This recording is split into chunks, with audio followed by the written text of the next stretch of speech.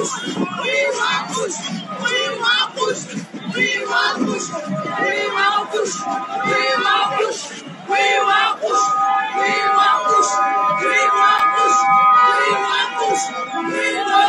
want push. We need more drugs. It's the song they are singing. It's the song they are singing out here. Another woman leading this group. We want push. That's the song they are singing out here.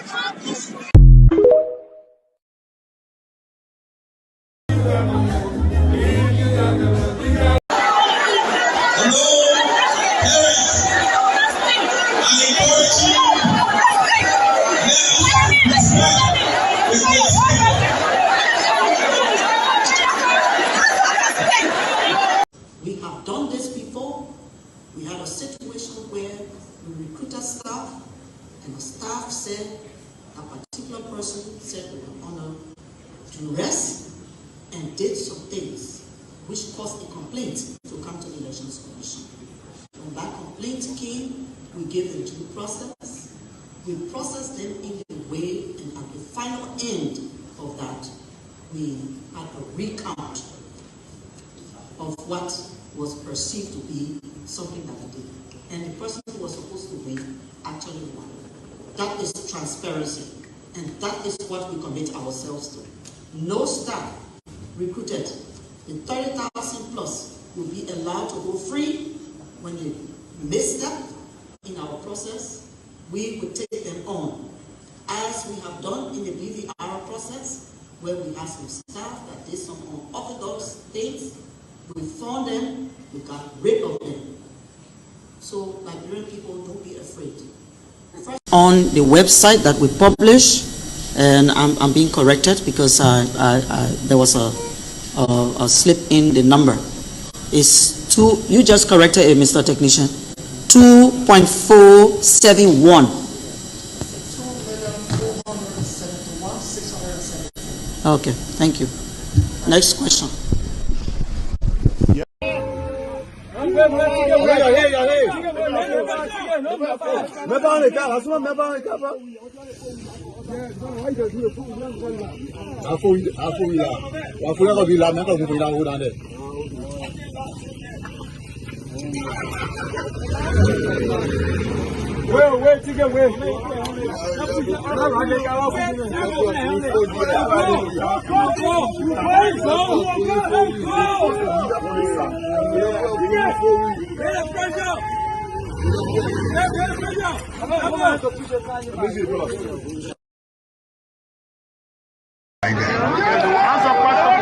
That's why you have to protect it. If they think they will see this election, you will not allow it. Because if you do it, that's the end of this country. And we're not going to allow that to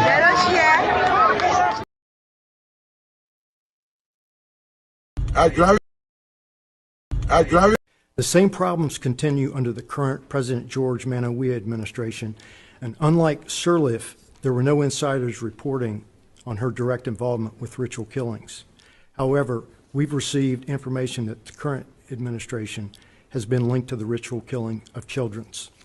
Sources advise us that the police are only allowed to investigate these matters in a conspicuous or very superficial manner, as not to get too close involved. Also, because of the high-level links to the government, it is taboo to say anything about it. Otherwise, you could be the next victim. One of the most notable allegations of ritualistic killings involved mysterious disappearance of 3 young men who were hired by a proprietor of the St. Moses Funeral Parlor to undertake a task in Bong County. On 17 October 2020, Robert Blamo, Siafa Boima, and Bobby Beanquay were reported drowned in a river in Fuamo District, Lower Bong County, when a canoe that they were allegedly riding capsized while returning to their homes.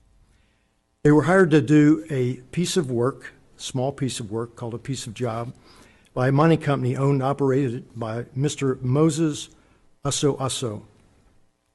He was the owner of the St. Moses Funeral Parlor, and his partner, Mr. Abraham S. Manuels. It was reported that Mr. Abuaso, that the 3 young men were drowned. The bodies were retrieved by him and never returned to the parents.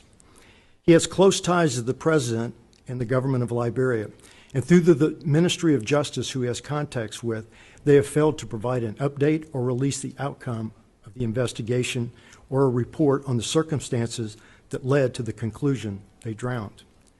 Why didn't they release the bodies? The aggrieved families believe their children are being kept in a sacred place to be used for alleged ritualistic purposes. The family members sought the assistance of the international community, including the U.S. Embassy and the United Nations. As a result, on December 10, 2021, the United Nations issued a public statement. A human rights expert today called on the Liberian government to promptly investigate a series of killings that have occurred this year, some of which have been reported linked to ritual practices. At least 10 people have been killed in unclear circumstances in 2021, including 5 in September, reportedly with suspected link to ritualistic practices or political motivations. According to the information received by the Special Rapporteur, Morris Tinball Bentz, 3 of the most recent victims were either former officials or had links to high-profile former politicians. Even a recent death of some girls involved in a political campaign held by the president's party, CDC, sparked outrage by the citizens, and allegations of their death were done for ritualistic readings. The local headline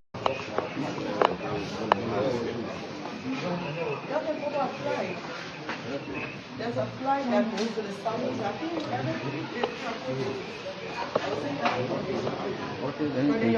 Good morning to everybody. You made it or you bought it? The first figure you brought up was around 891,201. Then the last one is 901,000 and change. So when you do the analysis, there's an increase of around 9,000 plus. So this is after the deduplication exercise. We want to know what is the basis for that increase. Is the technician here? Did you understand the question?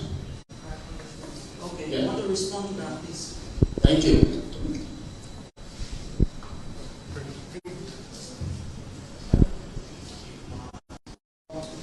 I believe there was a presentation made some months ago to the political party representatives in this hall, to political party technicians, and we made it clear that we did give you preliminary figures immediately after the first phase of the BVR process and the second phase. When we put all those records together, we gave you what was 2,498,904 registration records across the country. And then we said those numbers were subject to deduplication and adjudication from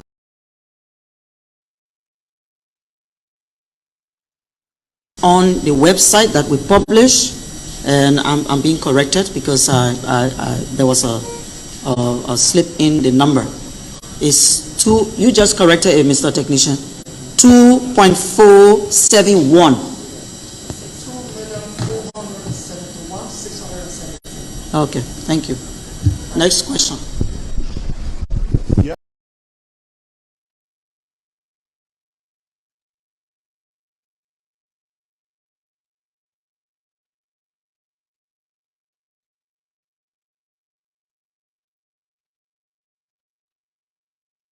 About this weather. All right.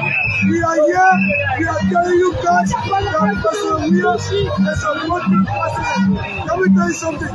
We voted for President Williams with our heart. We voted for him with our fire and soul. Don't tell the judge. Don't tell the government. See how we are living. So supporters are in at thousands and now leaving the ATS. Leaving ATS by thousands always. Yeah, so how do you feel today? What do you feel? Yeah. That's why, how do you feel? How do you feel? How do you feel today walking into the water? How do you feel walking into the water for you now? Thank you so much. Today, you know what I mean? We are excited. See the amount of people that come out today. So the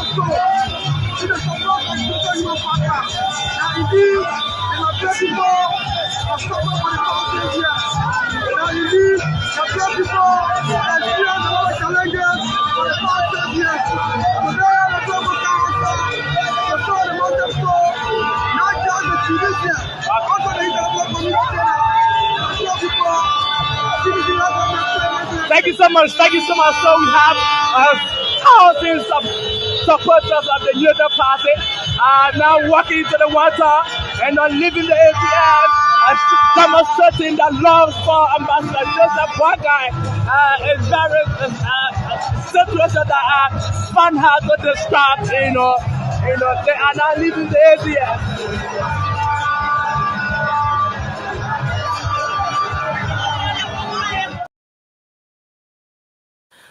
Okay, folks, with that, we'd like to welcome you to the program tonight, the late night show, the late night politics on Spoon. We're here live on Spoon 107.5 FM. We're live on um, Fabric and Super as well. We want to say thanks to all of you joining us from other parts of the country via other frequencies.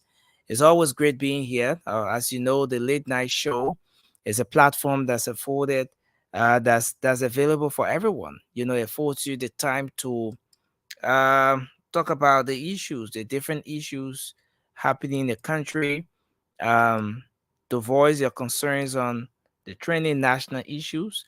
And the platform is also available for you to come on and market your candidates. That is, if you support a particular political party, and it doesn't matter where you are, all you have to do is to click on the link in the comment section, or if you're in the late night chat room, use the link, come on, and we can have a great conversation. You can be part of the show. So welcome again. My name is Nelson Colette. Let me just go across quickly to bring in the folks here this evening. My co-moderator Morba Zoka is going to be joining us, but I see Sylvester is here. Let me bring Sylvester Johnson on. Sylvester, welcome to the show, sir. Yeah, how you doing? Yes, I'm good, and it's good to see you. Yeah, good to see you too. Okay, so let me just go across and bring in the rest of the guys. Let me see if I can bring in okay, let me bring in Mr. Kumis. Mr. Kumis. Sandy, welcome to the show. It's good to be here. Good evening. You bring in the ULA president? You don't start the show like that, Sylvester. Please don't start like that. Yeah, man. Mr. Kumis is running to become president of Liberia, a country But called like Liberia. president, ULA Not to president, become His, ULA his, president. his candidate will be the senior advisor for the retirement homes in Liberia. Oh yeah, that's good. At least. How many retirement homes we have in the country? We will build them. You don't We need to start build the them. show with that kind of fire. We need to respect our elderly people. So we build them. Yeah, that's a government inclusion. That we appreciate that. You know. So you're trying to say you build a retirement home and Yeah. No, our old man will be the senior advisor or yeah. the retirement home coordinator. No, that would be great. We appreciate that. Companies can just change the whole apartment. The whole apartment is running to become president. How possible is that he'll go ahead and be what? How did you call it? Advisor at what? Retirement home? Senior advisor for the retirement homes. Yeah. Nah. Don't miss the job title. Put a senior there. Put a senior there. Senior advisor at retirement home. Yeah. I'll call the guy for you. Sylvester, what's the name of the guy who came here on the last? Oh, Hill? Yeah, Mickey Hill, right?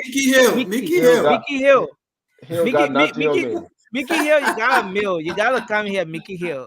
Hill got nothing on me. Mickey Hill, RPG, man. Mickey Hill, I don't know where that guy came from with that energy last day, Oh man. And he will put his head all the way in the air. He said, "The man is a blah blah blah blah." Man.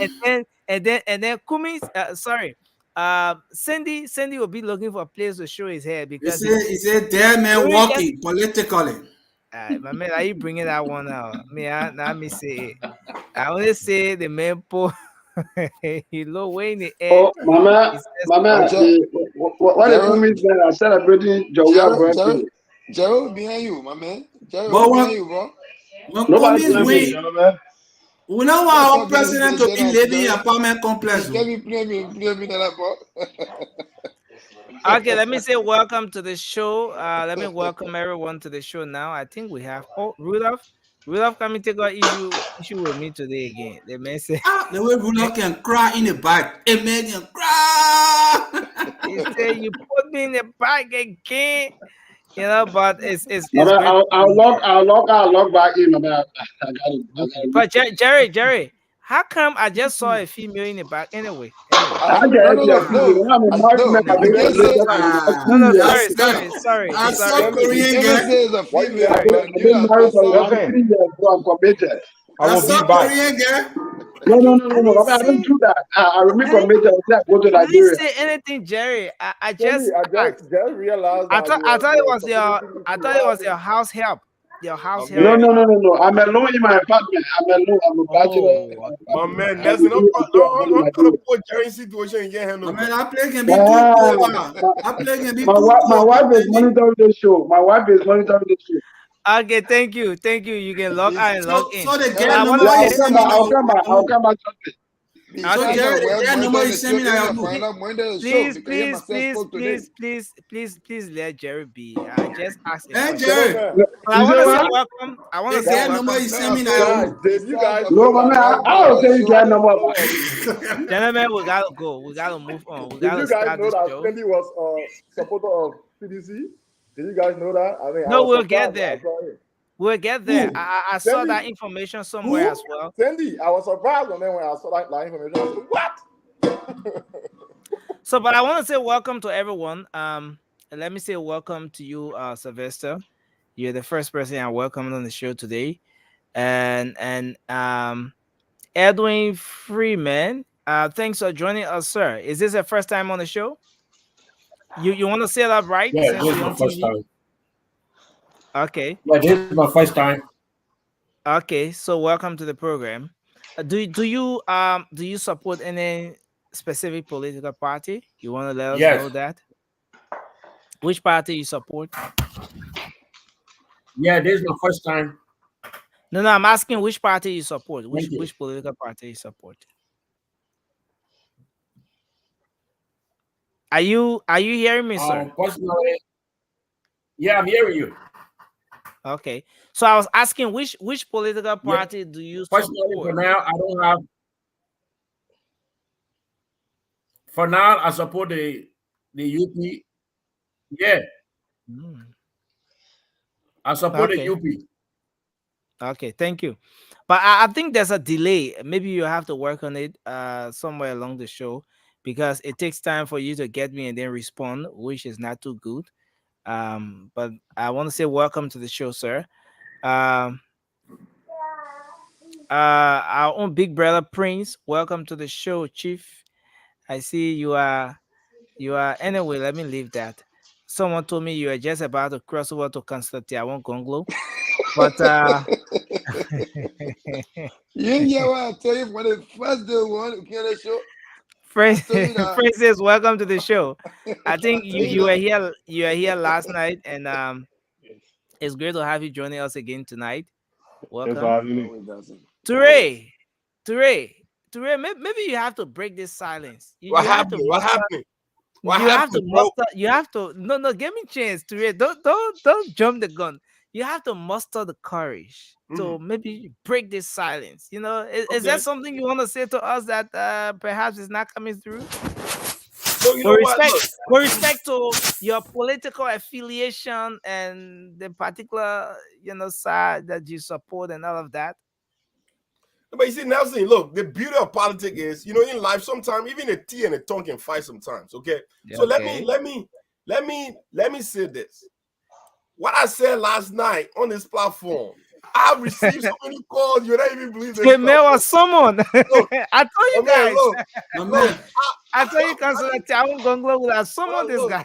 But Nelson, look, no, Sylvester, sometimes let it make it lane. no, but listen, just 1 second. Sometimes you gotta listen to code and listen to body language. For a couple of days, you now see the man with broom. That's something. The broom disappeared. That tells you something. Then last night the man spoke in code. Only veterans can understand that code. The man on camera looking for a broom.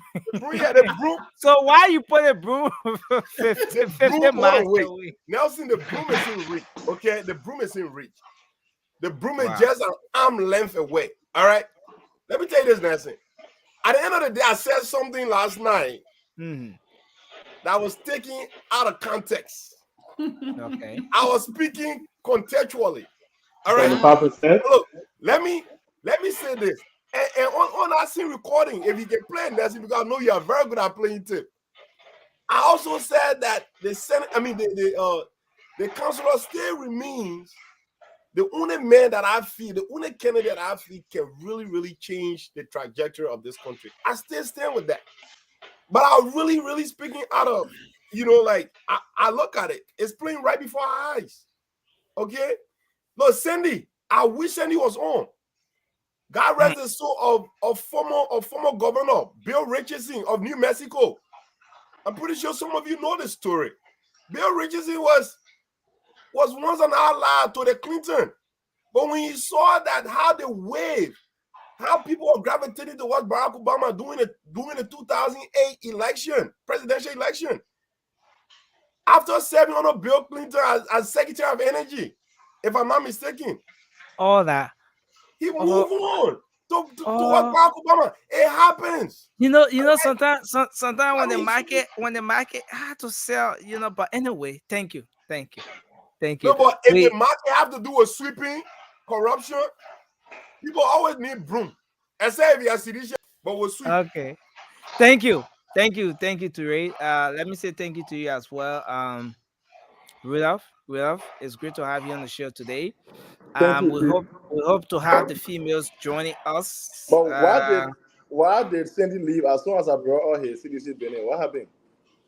No, yeah, because you started you started with Cindy so hard on a very high note. No, because Nelson, I was surprised when I saw that information. I was like, what? You have to start from zero before going to 20. But you don't know ANC 40, that 60, CDC but by you start extension. from 80 and then you go into 220, But again, it's great to be here, and we want to say welcome to everyone. Well, there are lots of things happening in the country. The statement from former Vice President Joseph Boakai is something that is still being talked about. A lot of people are still running with it, sharing their thoughts on it. But today, interestingly,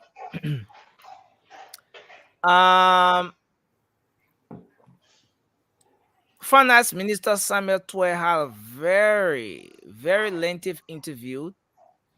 That interview was carried on several media outlets across the country. And in that interview, he addressed a whole lot. And the interview itself has sparked concerns. It has created room for people to talk a whole lot. Now, a lot of you watched this video. I'm trying to get this video coming through. The video of the health workers who were, singing, you get you harmonize our salary, we harmonize your vote and stuff like that. Oh, I have this video here. So the finance minister was asked about that particular video. And as to why this whole harmonization thing and you're talking about cutting the salaries of people who have been working, who have their families, and depend on their salaries to do what they do. And he said that the people who are protesting, the people you saw out there, those nurses, those health workers who were disenchanted and singing all those different songs, he said, those people have been played with. Number one, he said, those people have been played with by politicians. And then secondly, the salaries that those people are agitated about, the salary that those people are agitated about is not really salary. The finance minister today said that they did not cut the salaries of those people. What they did is that they removed or they extracted what is supposed to be their taxes and pension and retirement benefits and all of those things.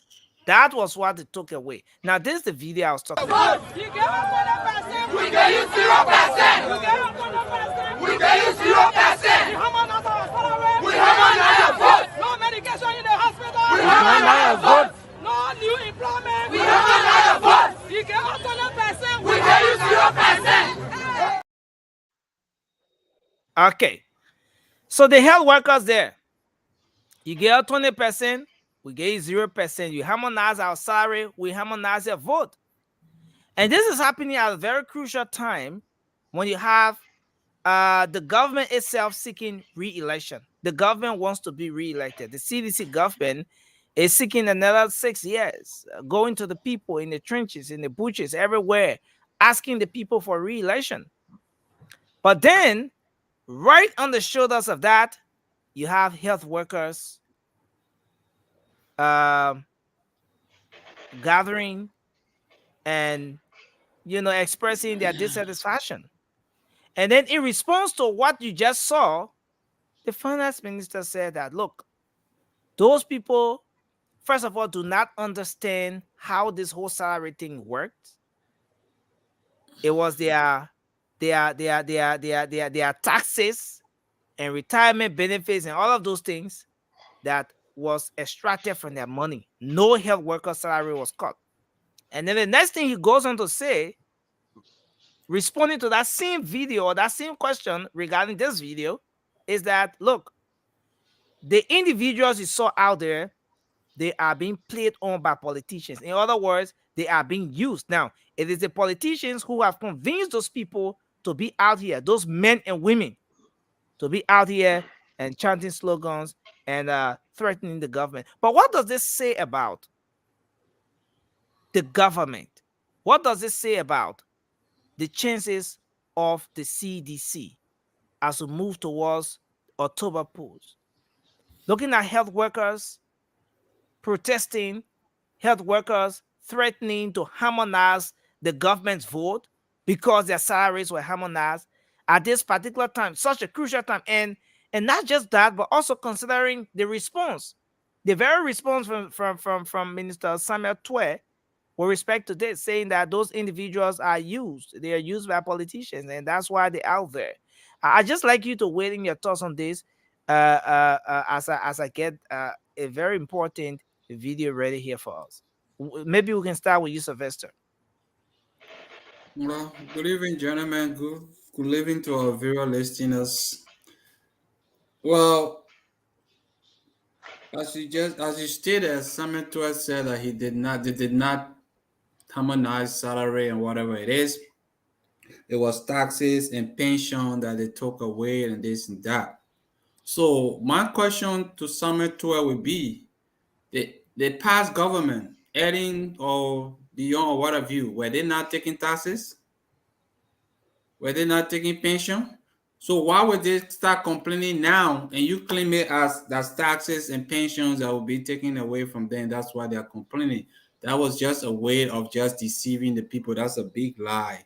Okay. And they put no medication in the hospital. Is that a lie? What that has to do with politics? Is it not visible? People go to hospital, no medication. That has nothing to do with politicians playing on their mind. But you see, it say he that is down, fear no fall. So when you're already down, you can just say some tapata that make no sense. Your logic is gone. And Samuel Twe is the kind of man who plays on the minds of the people. He full of too much charisma. and he thinks this charisma. Look, to be very frank, if I was someone advising Samuel Tuer, I would say you would be the best BM in the world. Just go and be a BM, and you will have enough client because that guy know how to rap.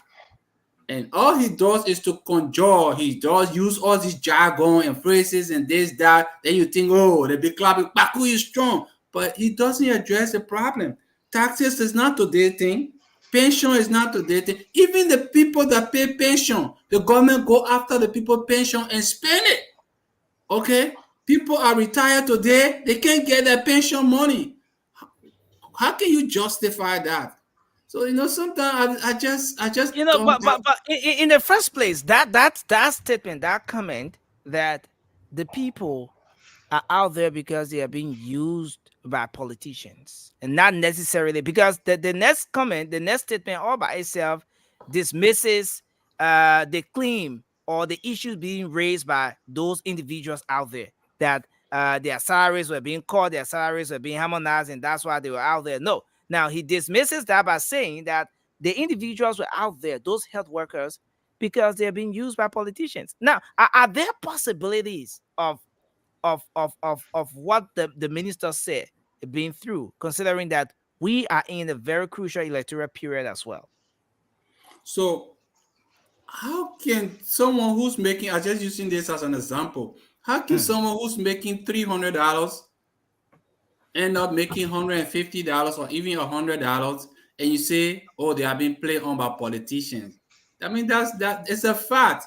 You didn't do it, but their salary not reduced. It's a fact. And if you reduce it, someone will speak for them. Everyone looking for someone to advocate for them. Even me, at some point in time, I need someone to advocate for me too when I'm not treated right. So how can he say, oh, that a politician play on their mind? Okay, if this politician is playing on your mind, then don't give the politician the opportunity, or don't create a loophole that the politicians will use against you. Wow. Okay, so now let's move to Prince. Prince, do you really see here listening to this statement from Minister Tuer, did he face the reality? I'm talking about that reality of the fact that they go into an election, the reality of how much of an impact this particular action from the health workers is going to have on the performance, the number of votes they're going to pull out the ballot box. Did he really face that reality, or was he giving a blind eye to it? Nelson, why are we even talking about Samuel Tuer? You know, Samuel Tuer and they are irrelevant right now. From the beginning, they were irrelevant. Now, at the crucial stage to our election, they're also irrelevant, especially him. Samuel Tuer raping Labrimpo money, say the intent of harmonization, 25 million month exercise. You know, look, the people are resolved already. I will not talk on Samuel Tuer issue because number one, they get to $17 million from Metal Steel. So the deal is going on. The father, mother, the people know the Liberians. It's about Liberians' time to act. Come October 10th.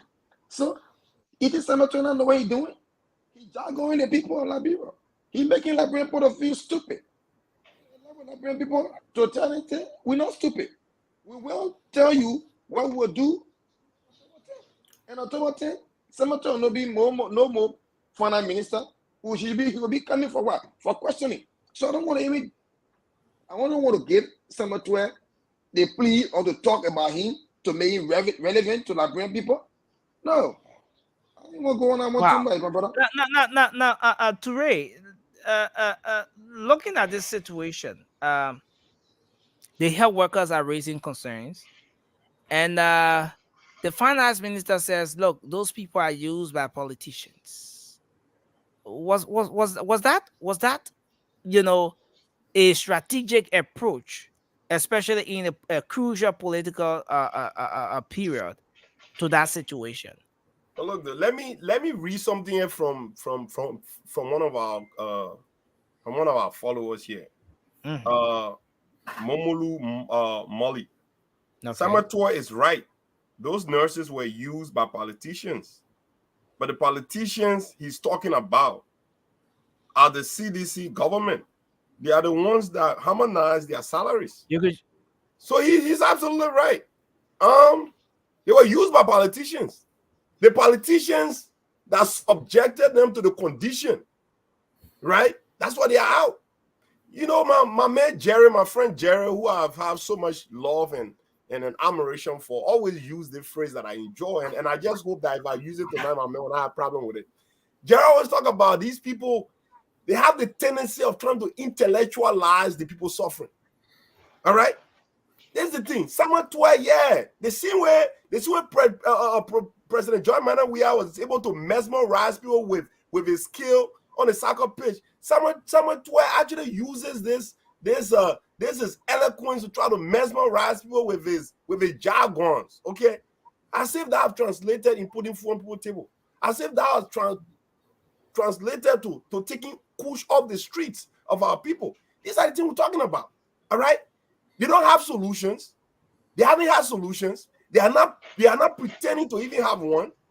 But time and time again, they'll come and try to try to intellectualize the people suffering. That is so bad. That is wicked, and that is just it have no place in our body politics. That's wrong. You harmonize the poor salary, and the poor went up fast saying no medicine in the hospital. We harmonize your vote. Is that not something that everybody's talking about? No. Is there a possibility? Listen, is there a possibility of these people? I'm talking about those health workers themselves trying to play the politics out of this situation that they've been faced with over the time. Nothing. No time in our history have seen right nurses or any entity in our country where people, especially our women, people that never actually come out to even protest or anything if it's not because of rape issue or issue affecting women. But it's why in the street continuously talking about the ills and stuff that this government have subjected them to. That right there is a red flag, and the government is not doing anything about it. They like I said, bro, this is not going to change. The only thing that can change is to vote in number 6 on Tian Gonglo. Let you come in and change the whole situation that people have been subjected for so many years. I think that's the only solution to this problem. You said vote number what? You said vote number what? The mayor's topic to there. We have to see corruption for Liberia. This government must go. This government must go. You have to catch up. The mayor's topic to there. We number 2. That depends on maybe. But I tell you what, the guy was someone. I told you guys that Councilor Gonglo will have summoned this guy. But thank you very much. That is a clear display of dramatization. We don't need to dramatize politics in Liberia. We need to take concrete action, not to dramatize the fight of politics.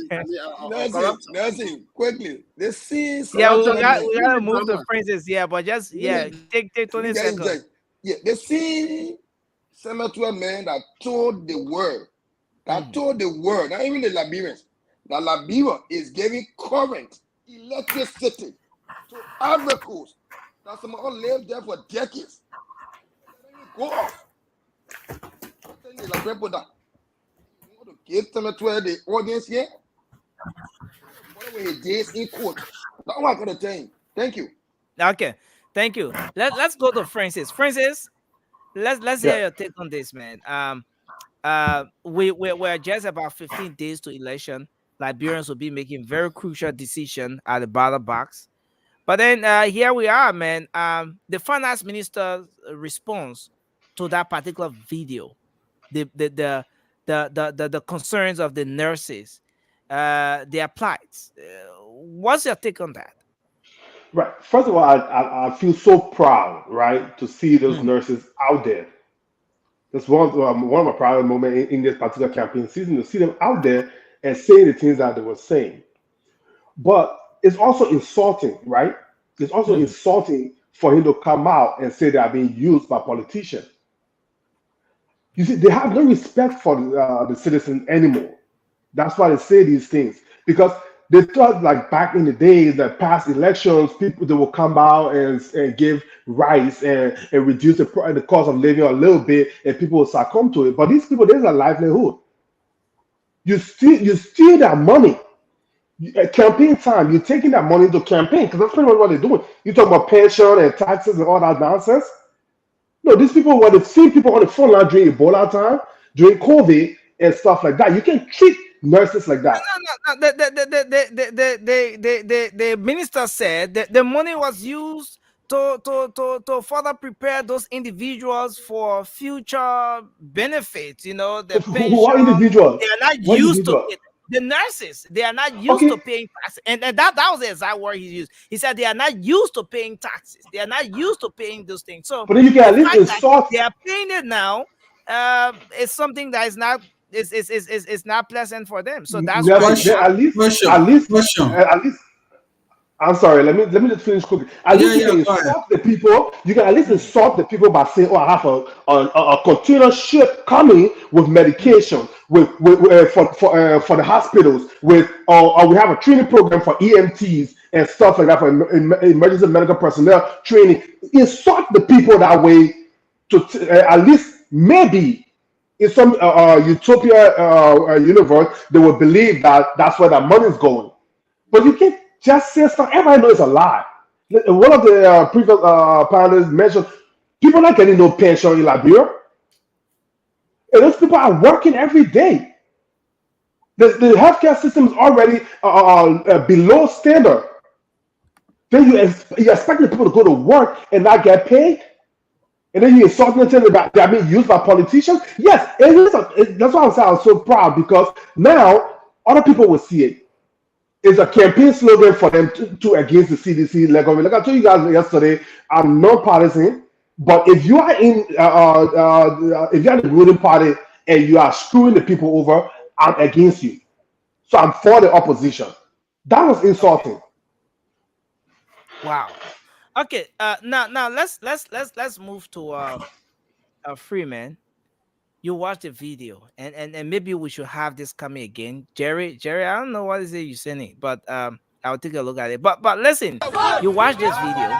We can use 0%. We can use 0%. We have another vote. No medication in the hospital. We have another vote. No new employment. We have another vote. You can use 0%. We can use 0%. Now, Freeman, let me come to you. Was there any display of concern by the finance minister, considering that those health workers were even going as far as threatening the current administration, which he's a part of not voting for them, of harmonizing their vote? Was there any display of concern or whatever from the finance minister as per that response he provided to this action? Yeah, thank you. Thank you very much. And thank you for having me. And also hi to my fellow panelists tonight. I personally feel Minister Twell really he is not concerned about the plight of our Liberian workers. In the just ended the president's Sona address to the nation, the president yielded that it came to his knowledge that Liberians were making $45 in his government. Who gave him those figures? It was the citizen Samuel Twell. You know, those guys took power. Samuel Twell coined the word harmonization, brought sedition, put them on salary without firing nobody, without laying them out, and he just jammed the salary. So in real world, even in America or any part of the world, business, how will you have 10 employees and you hire 10 more employees and you don't have the capacity for 20? So what happens? So Samuel 12 feels that if he come on the media and just probably use his jargon and lie, you think that will probably be the Liberian people will listen to him, or his followers will say, Baku, you strong. But that's not about it. The CDC have failed to lay a case to Liberian people for the past 6 years. And that's why they're struggling. That's why they're diving for their own money, you know. And it will be very hard for them because Nurses actually, according to their profession, they're not supposed to come and send protests. But if you see nurses out there, regardless of their salary, but they are telling you that they do not have medication in the hospital. They are concerned about their patients. You know, the patients that go there, they put their salary aside. So if the nurses are out there, this is the first time in Liberia in my lifetime that I see nurses going out trying to advocate for their salary, for medicine, and what have you. So the CDC government and Samuel Tuer is not doing justice. It's not no politicians that are telling you anything, or those people to go in the street to go and have protests. So I think the CDC government is not doing good, and Mr. Tuer is harming Mr. Weir case, but for a next term come October 10. Wow. Okay, so we're gonna take Rudolph. Maki, thanks for joining us. And Jerry, thanks for coming on as well. But this is a very interesting audio here that was shared here by Jerry. And let me say this: these are some of the things that the health workers go through. I'm going to play just a portion of this, less than 30 seconds, and then we'll have Rudolph coming in. They are been sleeping in darkness. Even the caregiver are giving them care, they are in darkness. So we are calling on the county caucus to come, because right now the only 50 gallon we have right now. We don't know whether that 50 gallon will carry out to next week. So right now we are managing. We put our generator on for 2 hours, 3 hours. How we operating in the night to save to even charge our phone then, because if we don't charge our phone, we will not be able to give care to our patient. Is it life-threatening, more especially what you have? Very, very life-threatening. Very, very life-threatening. So we are calling on the government. We are calling on the county caucus to come to our aid. Let they be able to help us in our direction there. Okay, so we will do that in bits and pieces as we go along the show. But Rudolph, I want you to wait in your thoughts on this, and then we'll go to Jerry. I think Moba is yet to comment on this. We'll have Moba coming in as well. Okay, I saw Maki here. I don't know how he left. How come he left? No, he's driving. Okay, yeah. So you will have to just get somewhere. Okay, maybe just sit somewhere, and then you can come on, because it's against the safety rule to be driving and be on the show. But let's hear you, Rudolph. Go ahead. Gentlemen, first of all, let me say welcome to all of you. I mean, I would say this, right? It's only wicked people that will try to intellectualize the people's living condition in an attempt to cajole or confuse them in a manner in which that they can no longer comprehend their own sufferings. And this defines Samuel Tuer for you. Mr. Tuer, I follow the... Are you here with us? Yeah, can you guys hear me? Rudolph, are you here? I am here. What happened? When you can be hearing me, what's your problem? Can you hear me? But I'm not hearing Rudolph at all. Every time Rudolph come on, you get Go backstage. You come out. Well, okay. No, go ahead, Rudolph. Like I was saying, it's only wicked people who will try to intellectualize the people suffering in an attempt that what they know their sufferings to be are not the reality, and that defines Samuel Tuer.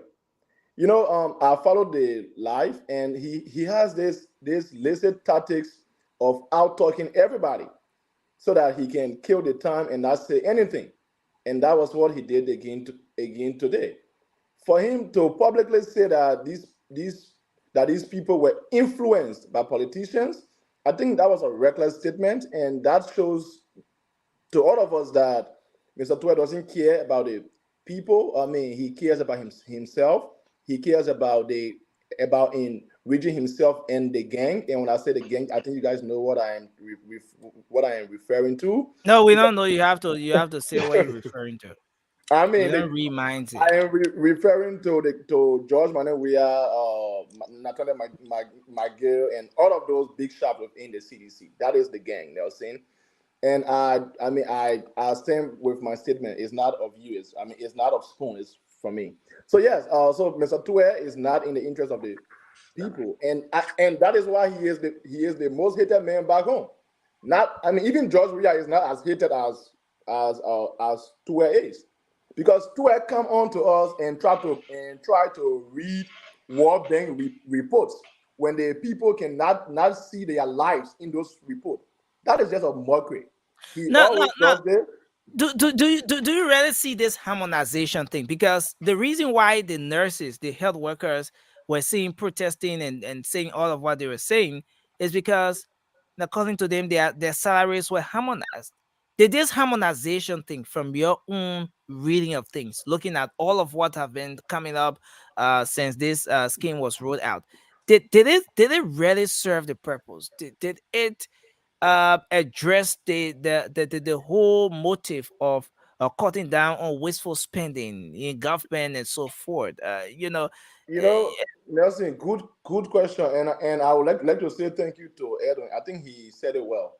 When the CDC took over, they told us that they were going to provide 1 million jobs, right? And when they realized that was, a very, I would say, nonsensical goal, that was how they brought in this entire harmonization thing. And the idea behind it was that let's cut down people's salary to bring on more people on board. Then we can go to the people and say, hey, we have provided jobs.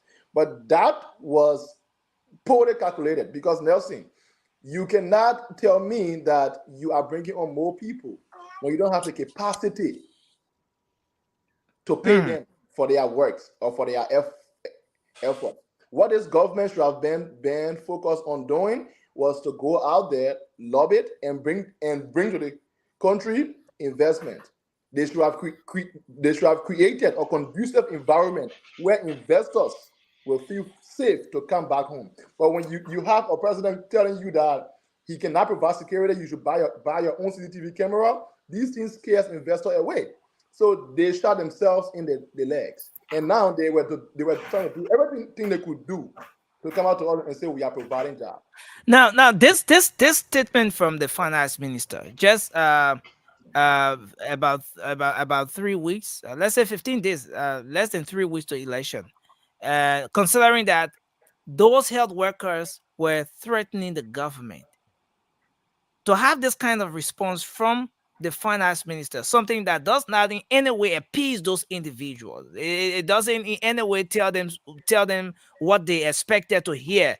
It doesn't provide any form of hope for those health workers. What does that say about the chances of re-election? Especially from the angle of the health workers for this government. Nelson, from the onset of this campaign process, we know that the CDC they have continuously killed themselves when it comes to campaign messages and how they have been responding to the people. You cannot, again, that speaks to the arrogance of Minister Tue. Because it just makes no sense that in these times you will be telling the people, you'll be telling us that these people are influenced instead of you bringing them on board, talking to them, and maybe creating a way to fix their issue and calm down their hurts. But you are telling us that they were influenced.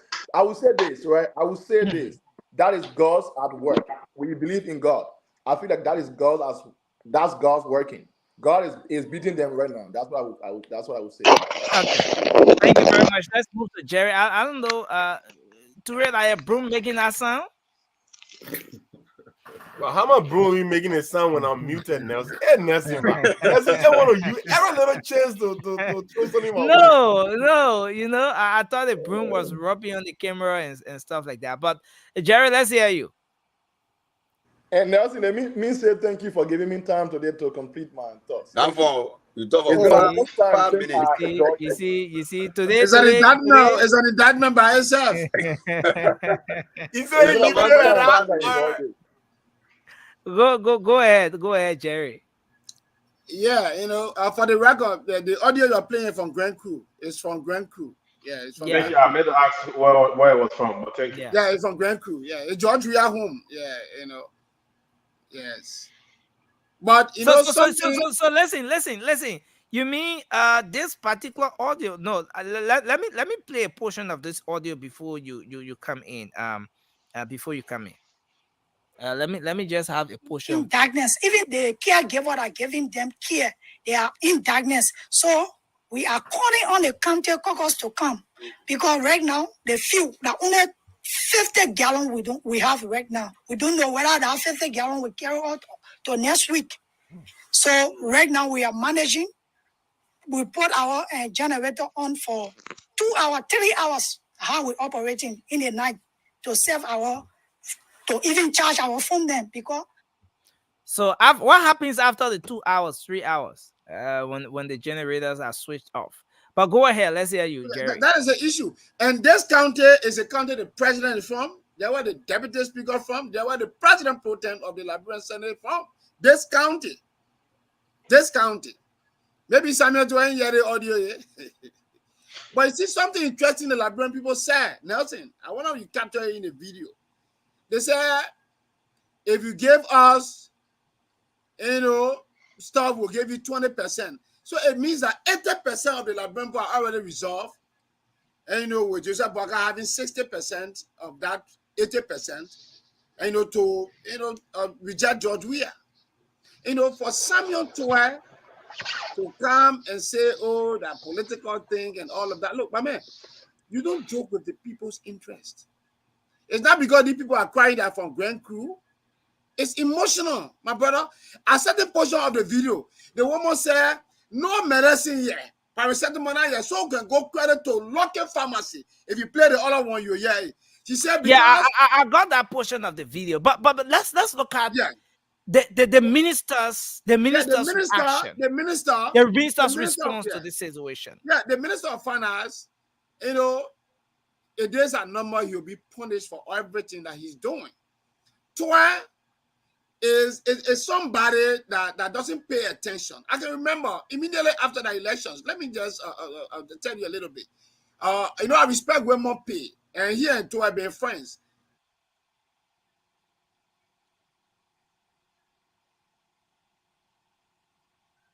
Jerry, you coming give a hard time with your internet, Yeah, no, sorry, my man. Yeah. So, I mean, say you call the people and tell them say what the challenges are and this, that, but he claimed that he knew all. The people are suffering. Talk about harmonization. It was not harmonization. You went and reduced people's salary to accommodate seditions. Look at the wage bill today. It had increased 3 times, quadruple under the Tour government. When you ask them what kind of job they create, the jobs they promise, they will say, oh, well, we probably in government. Who tell you say when it comes to development policy and sustainability, when you talk about job creation in any economy, who tell you say that public sector? Go to Ghana, maybe 25% of the population in terms of employment. Look, in the public sector, the rest 75 in the private sector. So Tour decided because Tour is a thief. He bought a house a few days in South Africa. And he put money in wheelbarrow. He's on tape and decided to melt into monetary policy. Being the chairman of the economic management team does not give you that start to go and put money in wheelbarrow. Where are the financial institutions? According to the PFM law, you have to do your transaction to the bank to supply the non-banking sector. That is the law. You don't put money in wheelbarrow. Which economic policy is that? That's voodoo economics. That's voodoo economics. You don't do that. When people cry and say we're not getting paid, and then you can't say that politician using them. That politician talking to that woman, that guy, he's a father. One time the video, the audio, they say but Jerry, don't you think those people sounded a bit political? No. We can use 0%. We can use 0%. We have vote. No medication in the house. Yeah. So a bit political. So you see, another message is I'm telling you is Liberians. You know, this alone have the audacity. If Liberian can muster the courage and speak up to the government like this, it tells you that they had no fear. They are clear. This could honor mind. It could ignite, you know, a clamorous society that is a noisy society that could lead to something else. These are the kind of things that can end country. Enough for Joseph Baga to say when he election. These are the things that can end country. When you see the woman crying from Grand Coup, that when people come for long distances, they come to the hospital, no medicine, it can help us. So we can go to local pharmacy. Then two want to come here and tell us that politicians using them. Now let's go to the other aspect of the statement where the minister said the money those people are crying for are monies that were just redirected towards something very important, their pension, and to prepare them for future situations and stuff that's like corruption. that. You know that we are government get places they can get the money from. They get money from Freeport. I mean, I got built to our Desha beating or Bagubajian. I want to call it Bagubajian. And you know, then you had to NASCAR. Even though the Ellen Johnson said it, let me be bold. I supported Ellen Johnson said it, but NASCAR was not utilized. NASCAR was used as a center of collecting money when the party needs it. That was wrong. It was wrong yesterday. It is wrong today. And other places they can just collect money. Sometimes when you see these people, it become emotional, my brother, because these are our brothers. These are the warriors. If there are any health issue in our country, these are the frontliners. If they are crying like this, then to come and tell us that politicians using them, that politicians look at that at the hospital, that politicians look at go there, go seek medication. When we are promised that nobody will be rejected when they go to hospital on the basis of not having money. Let's hold you there. Thank you very much, Jerry. Let's move to the lone female on set tonight. Kebe, welcome again. Thanks for joining us. You've been following the conversation. You've been following the discussion. You saw the video there of the nurses, the health workers, man, raising that concern. Well, the response from the finance minister is that those people are being used. Politicians are the ones using them, to do what they do out there. That in fact, the economy is on course and not a single dime was taken from their salaries. What they are protesting for or they are agitated about rather has to do with monies that were redirected towards their pension and other stuff that they're not used to paying. What's your take on that? Good afternoon, good morning to those who are already in the morning. That is the next day. Thank you once again for bringing me on the show. I will try as best as possible to speak very calmly so that this message will resonate with the nurses. And to be honest with you, I find myself in the mix of nurses. My family have more than 7 nurses, professional nurses, working in Liberia. Sometimes when they get frustrated because of the salary, I tell them, I say, what did you sign up for? You sign up for humanity, to work for humanity. Jokingly, I would say I knew nurses were making 160, so I decided not to do nursing in Liberia, and we will laugh about it. That's a reality. So the nurses has been marginalized for a very long time.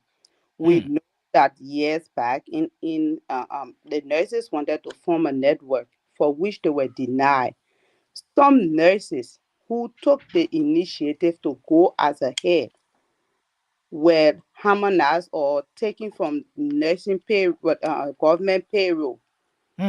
If they have gone back there, maybe it is within this regime. We know about that. A lot of us here know. Jerry knows. And you, as a finance minister coming on board, those nurses voted for a lot of the nurses voted for Joshua because Claudia had lied to us or giving us the false impression that she was a nurse. So they felt that they were going to be prioritized. They felt within the government, this government was going to give them priority. They were going to have a fitting salary. Looking at the president's wife, from her background, coming from America as a nurse, she knows how nurses are treated. But all of those insinuations or all of those perceptions they had failed them. And we are like, maybe that video was done 20 days or less than 20 days before the election. So this is the nurses. This is just a little sector, small amount, who have come out to voice this, to tell the Liberian people, to tell the government that we have been marginalized and we don't see you fulfilling your promise. Even in the next 6 years, it will give you the opportunity because you have already failed us. Going to the clip of what you played and listen to what the lady said. This is something that happens everywhere within Liberia. Before your patient is treated, you must buy drugs outside. Both the private and the government hospitals do not have medications for patients. The health minister once upon a time said, yes, if you want to use the ambulance, you should be able to buy fuel to fuel the ambulance, for the ambulance to come for you. We sat there, we did nothing. Those nurses, we come back at them, we insult them because we say they sign up for this job. It is their ethic. Those nurses go, they do the sacrifice, they do the ultimate sacrifice just to see patients are doing okay. But my co-moderator, Mama, you're not talking anything. No, They're she's almost saying on fast. 5 minutes now. No, like she's saying fast. She's saying. I'm I sorry. won't call her. I'm sorry. I'm Okay, sorry. so just concluding. Yes, yes. Yeah. So looking at all of these things and seeing what they have been going through physically, mentally, they are depressed, they are disarranged, they are angry. So I don't see anything with that video connecting to opposition or politicians using them. That was You don't see the possibility of them being used by politicians. on their own accord, expressing their dissatisfaction. Now coming to the finance minister. If I was the finance minister yesterday, I wouldn't have paid attention to that video. I wouldn't have addressed it if I Even don't have. after you're being asked, you go on a major interview and you're being asked about this. If You I think don't you have know the that? right answer to give, I would not address it. The reason is the reason for the harmonization. What was the reason for the harmonization when the purple agenda was launched? Was to bring government workers' salary to an equilibrium level. That is, if you are a minister, I'm a minister, we have the same salary. Yeah. Okay. So you coming back to tell the Liberian people you did harmonization, you reduced nurses' salary because nurses wasn't paying taxes, because nurses wasn't paying you was doing it for pension pension. You Thank you. In a dying minute, it doesn't add up at all. Thank you. And Nelson, 30 seconds, please. 30 seconds. No, but who's giving you 30 seconds? Josh, you giving Jerry 30 seconds? Or is it no way. Mikey Hill, you giving Jerry 30 seconds? No, now you are asking Nelson. No, but I ain't get 30 seconds. Okay, take 15 seconds quickly. Yeah. You know, the argument they can be making, we harmonize because IMF said we harmonize. IMF noticed that the economy was like people were not taking pay for 3-4 months because they were putting people on a payroll and revenue were not coming. They were not able to do, and they were stealing at the same time. So IMF said the best thing you do, reduce other people's salary and bring other people and put them on pay so the economy can flow. So it was not that IMF just came and say you must do the one. When they were crediting money every day from the central bank. And, thank you, sir. Thank you. Almost depleted our coffers. Okay, that's what you did. Don't know about that. George knows. Josh, welcome to the show. Yeah. Thank you. And okay, guys. Yeah, so assuming you were in the case of Samuel Twe, sitting as finance minister, considering all of what has happened in the country, and you had to address this video issue, what would be your response to that? And I know you wanted to. Nelson. Yeah. Yeah, thank you very much, Nelson. Thank you very much to the entire panelists. I want to say it's a refreshing welcome, to be in Liberia. It's very incredible. I'm having a really good time. And first of all, what I want to say is that I want to apologize to the audience and to all of the panelists who felt disenfranchised by my attitude the other time. But I think we can all understand this is a politically charged season, and if you are very passionate about something, and while you are advocating for it, and someone thinks that you should not, like one of the callers that came and said, George, the way I feel now, move from being a government. You know what I mean? And I know that look, a lot of people would disagree with me. A lot of people disagree with when they already think they have a way out, and you're telling them that way out is not okay, uh, and you are trying to express yourself as well. I think people will be very charged emotionally. So look, I want to apologize. I think no one is big to say sorry. I think it is about time that we all move on from what occurred here on the show. And look, I'm not going to individually apologize to people, but I just want to be collective in a sense to say, look, I'm sorry for any behavior that I might have. I see my brother Therese is smiling. Any behavior that I have exhibited here that brought emotions to people, I'm very sorry. So to address the point, look, I want to tell you a short story before I can let's go into this. Look, I live uh I'm not really far from where Nelson is broadcasting from. And Okay. yeah, and here is what happened, right? So last night I came from out with some friends. The security allowed me in the fence. And when I was passing by the group of security, I think there were three guys. And then they said, "Be brother." I said, "Yeah." They said, "Be brother, you know what? We'll bake you. You must open your credit small and just post one and wash you on for all so you can be joining. After, because that Netflix is using inside there. So when one wash you finish, the other one will start. So you can be, can be entertained." I was like, okay, no problem. And when I came in, Nelson, I want after to go backstage and do something. I come back when the next talking point comes on. Hey, Jerry. Yeah, put me Okay, Jerry. backstage. Then they told you say you got gas, then you say a lot. No, we're not just getting on back. I handle one or two things. That man will eat. I see the they meant disrupting my time, and you guys are smiling and talking about it. Who's happening to someone here? I saw female in the main background, but anyway, go ahead. Sorry, that was I meant some curtains I saw, but go ahead. Yeah. Yeah. So guess what? The security told me to put a movie on for them to watch, and okay, I want to be in this house. I want to be safe. You know what I mean? And I think by them patrolling would make me feel safe. You know what I mean? But these guys think that they can sit down right here and watch the movie, and they think it's a good thing, and I should approve it. Look, I did it. I want to have a really good, relationship with them, so I put it on. So here's the thing: in Liberia, some of you who have not been here for a long time, the attitude here is different. And for me, I want to give credit to His Excellency Dr. George Manuel Weah for enabling the society where people can speak out any way they want to speak out, the way they feel, the way they want to do it. You know what I mean?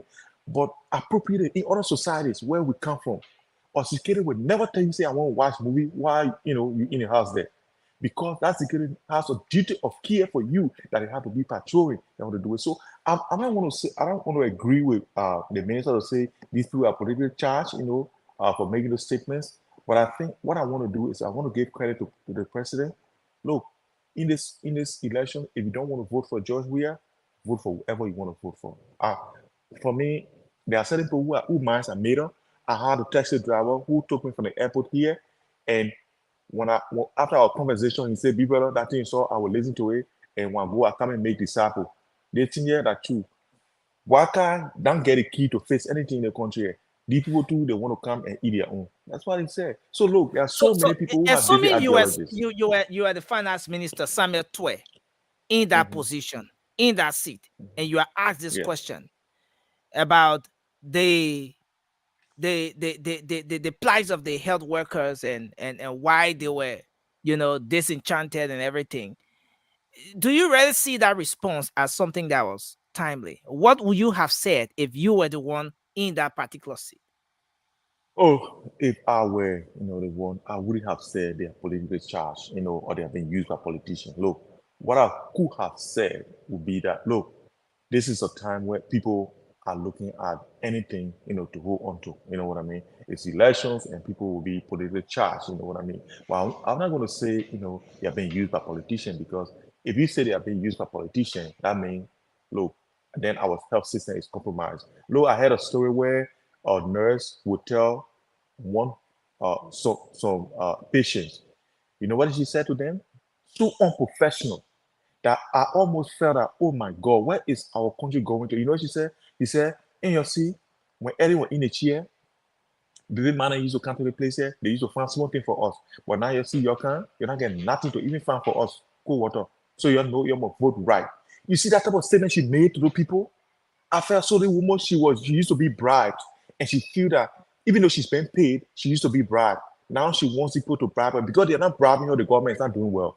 And that's the mindset of people. Look, I don't know which way you stand to support it, that behavior, or where you stand on the fence or anything. But I think that people need to be reprogrammed in this country, that certain things are not right even though you benefit from them. You know what I mean? And it's look, I just want to thank the president and thank the government for making sure that even when somebody is wrong, they should be able to stand by the wrong and say it, and they will not be harmed, or they will not be bullied into saying anything else. And I just want to address the audio from Grand Crew, as my brother put it. He said it came from Grand Crew. I just want to say quickly, look, I feel their pains. I was born in Grand Crew, Baywan to be precise, and I know the type of situation we face. Or not, I was not born in a hospital. I was born in a village where there was no even lantern, but Jago lantern, and I know the challenges that people have always gone through in the places. But again, this social media age where people can voice out their concern and voice out, the situation that are ongoing, and change can come. I really appreciate it that social media has brought the world to a place where people can, actually be heard from so many miles away. It's a good thing, and I want to thank whoever is going to help them. Let's make sure that our citizens are prioritized. And look, the president. The good thing is that if that audio had come from maybe Lofa, they would say because the people did not vote for George Weah, that's why he don't say any support to them. But this is the so hopefully that he will listen to the apply that $50 of fuel they got, and so that more can be added there, so that they can be able to use that generator frequently. Thank you. Thank you. Nelson, quickly, 10 seconds, please. Nelson, 10 seconds, please. I know he said something, maybe we lost track of it. He said, oh, while the nurses said during any time, the baby man will come and give us something, and now you don't give us anything. I know bribery is not good in any facet of our society, but that should tell you how desperate people are for the last 5.5 years. That should tell you the desperation. It's shameful. Thank you. Thank you. Let's move to Hill. Go ahead, sir. You've been following the conversation. You watched the video from the health workers, and you listened to the response from the finance minister. Good evening, gentlemen, and lady. Before I address the issue of the finance minister, it's sad, and that's when I get emotional, right? When I listen, the Liberian people are human being. Um, the reggae superstar said, "You can fool some of the people some of the time, but you cannot fool all of the people all of the time." The Liberian people see right through you. It's sad for us to use a platform and we look at the situation of our people in our country and we try to speak from both sides of our mouth. I say this to say I'm going to address George specifically. You cannot be sad and ask yourself a question, where is our country going?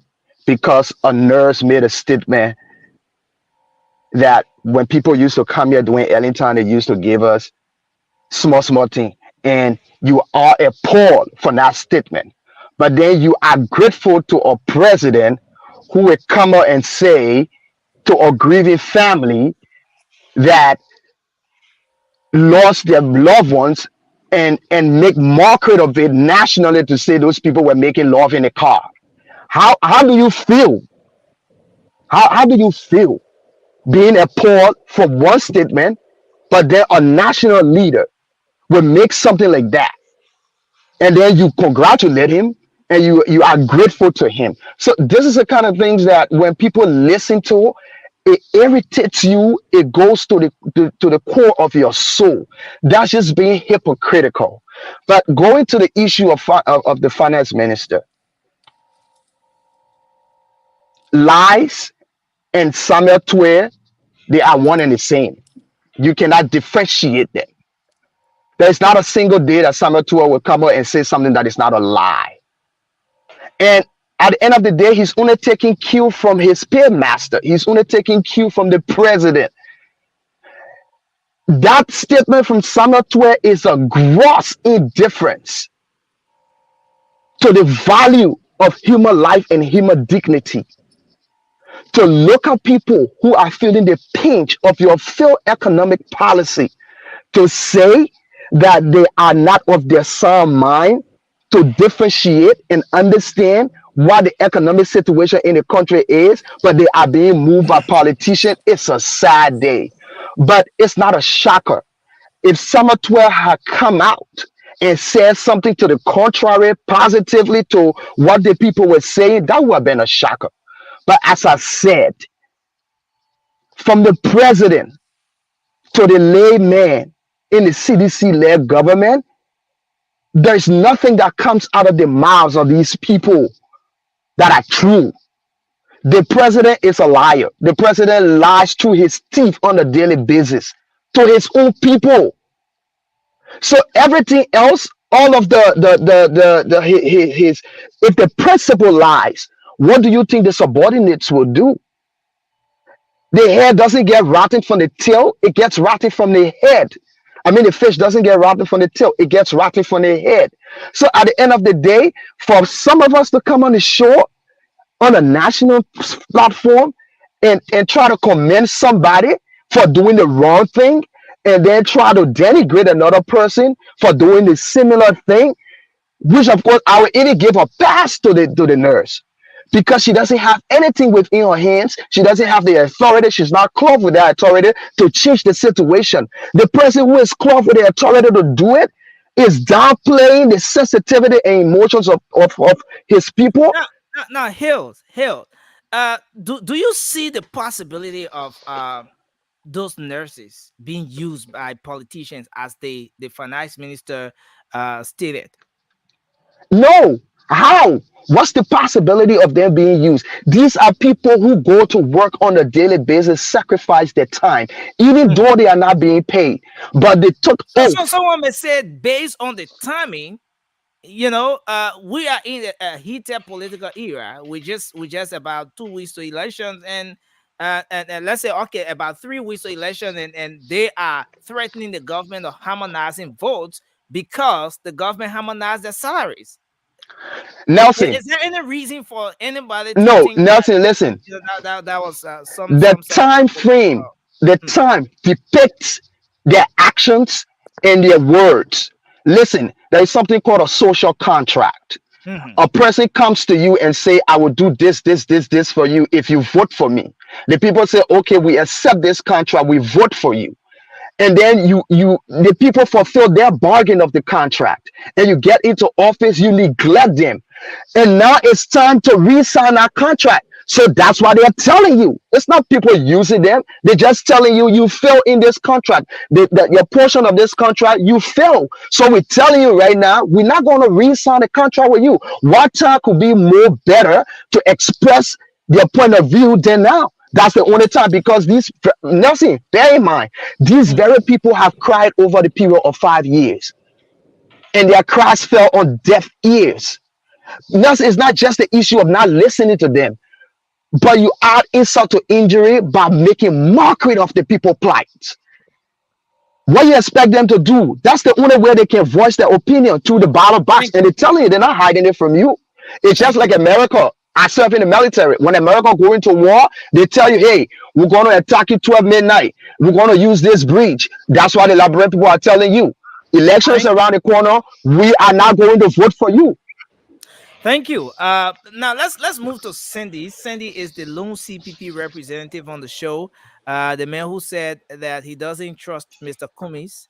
He doesn't trust that Mr. Cummings will Say that, support man. the opposition in the case of. But you said that.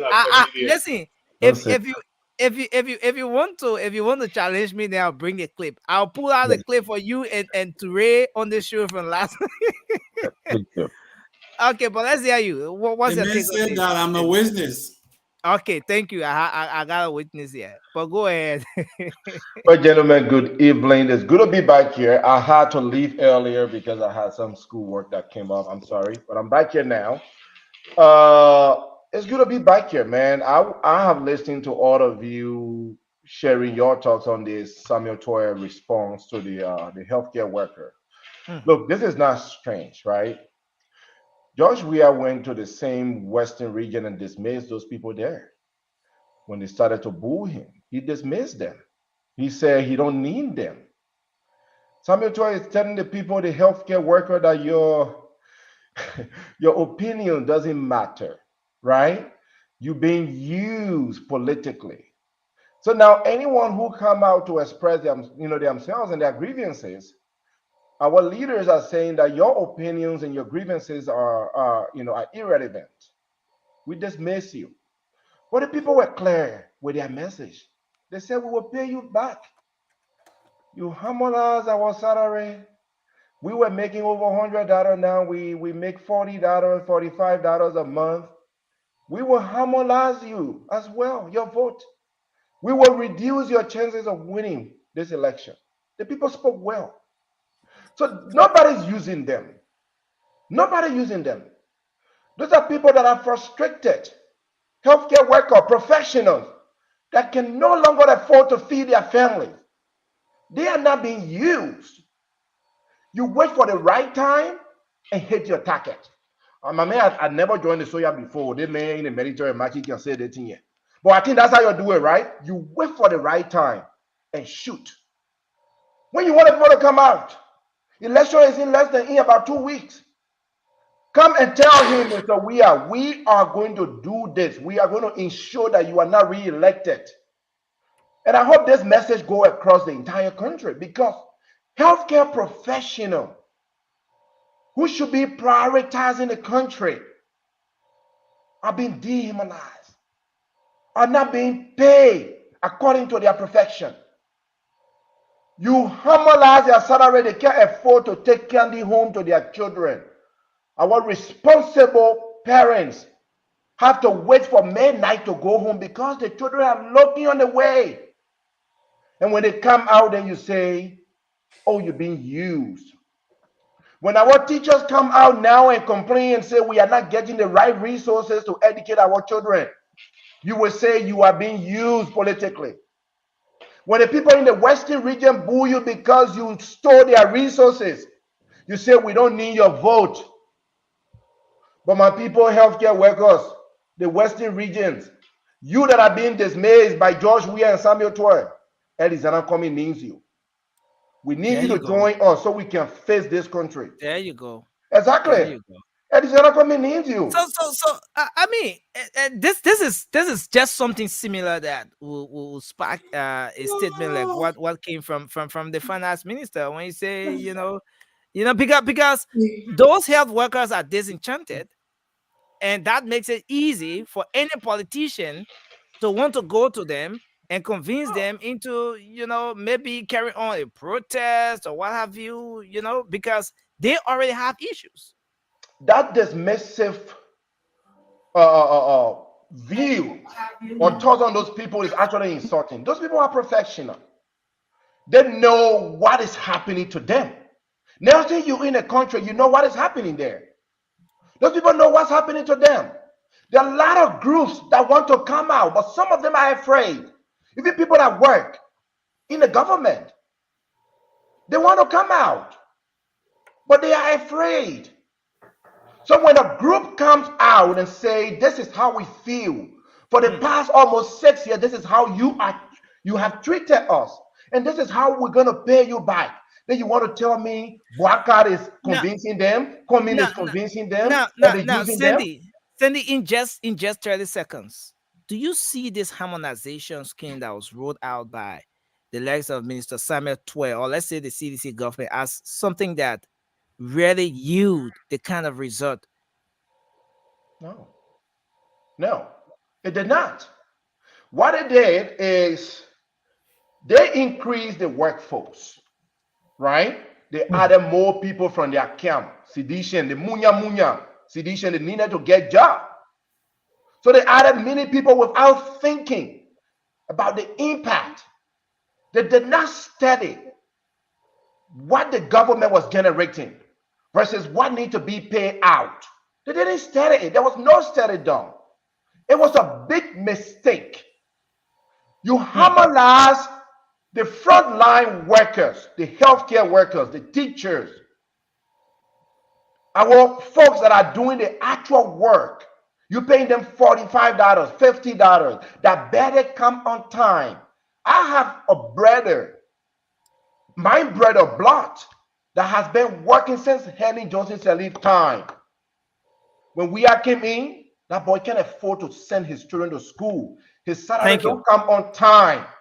You harmonize those people, then you and your top officials are making millions of dollars out of the Liberian people. What a mockery. Then when the people come out, you say, they're being used. We like to use them. And it's not coming, want to use them. We want them so we can face the country. Thank you. You know, it's interesting. Yes, in 10 seconds, Ray, you want to say something? Yeah, go ahead. Yeah. So right after you move to our sister, Amy. Here's the thing, Nelson, right? So all of this myth that you guys came about the purple agenda, I don't know who brought about that, John. That stuff was just a mess. Now they came with this harmonization package too and put on the people, right? After absolutely exhausting payroll. But what they fail to realize, the compromise, effectiveness, and productivity. When I was in Liberia 2019, I visited a ministry that I'm not going to call name here, but because I was privileged to have visited, you know, I went on a mission trip there. So it was that organization that actually gave me that privilege, and I don't want to put them out there like that. But on that visit, I visited some of these ministries, bro. People were standing with their backpack on in the hallway, no seat. But all what I heard was they were at work in these offices. So these are people working, no office, no desk, nothing to say. No desk, but listen. We're gonna move to Amy. We're gonna move to Amy. But Josh, you listen to Cindy. He says that whole harmonization thing was a mess. It was a trash. It didn't yield its result, the kind of result. In fact, it has put millions in the pockets of the crafters of that policy. What can you say to that as a supporter of the CDC? No, I know the statement is political, you know, and there's no reason for Senny to go back and forth. Senny needs votes, and we have the votes. So I will not chastise him for, you know, screwing out all those things that he's saying. Well, I just want to address Brother Hill. Brother Hill made some statements, and I think those statements were emotionally motivated. And I think he has to, you know, put his emotion in check, you know, when he's addressing, you know, people like us and maybe in the public, because I think what he said was inappropriate. Yes, why I think so. That statement that I made, I did not say that this president is excellent or he has never done anything wrong, but I say if he has done something good, it's by giving the Liberian people a voice. That even if you say what is detrimental to this government, nothing's going to happen to you. You will be free to say it anytime you want to say it. anywhere you want to say. There is freedom of speech, freedom of expression under this government, unlike Ellen. And yet, just something I want to address also Josh, for the are you health worker aware statement that that I there's a used. video? Are you aware that there's a video up about the president where he's telling the people that moving forward, no one will insult the president and walk the street freely? Are you aware? Have you watched that video before? Yes, I've watched the video. But it's still happening How do and you nothing reconcile happened. that? Is people still insult the president after that statement and he did nothing.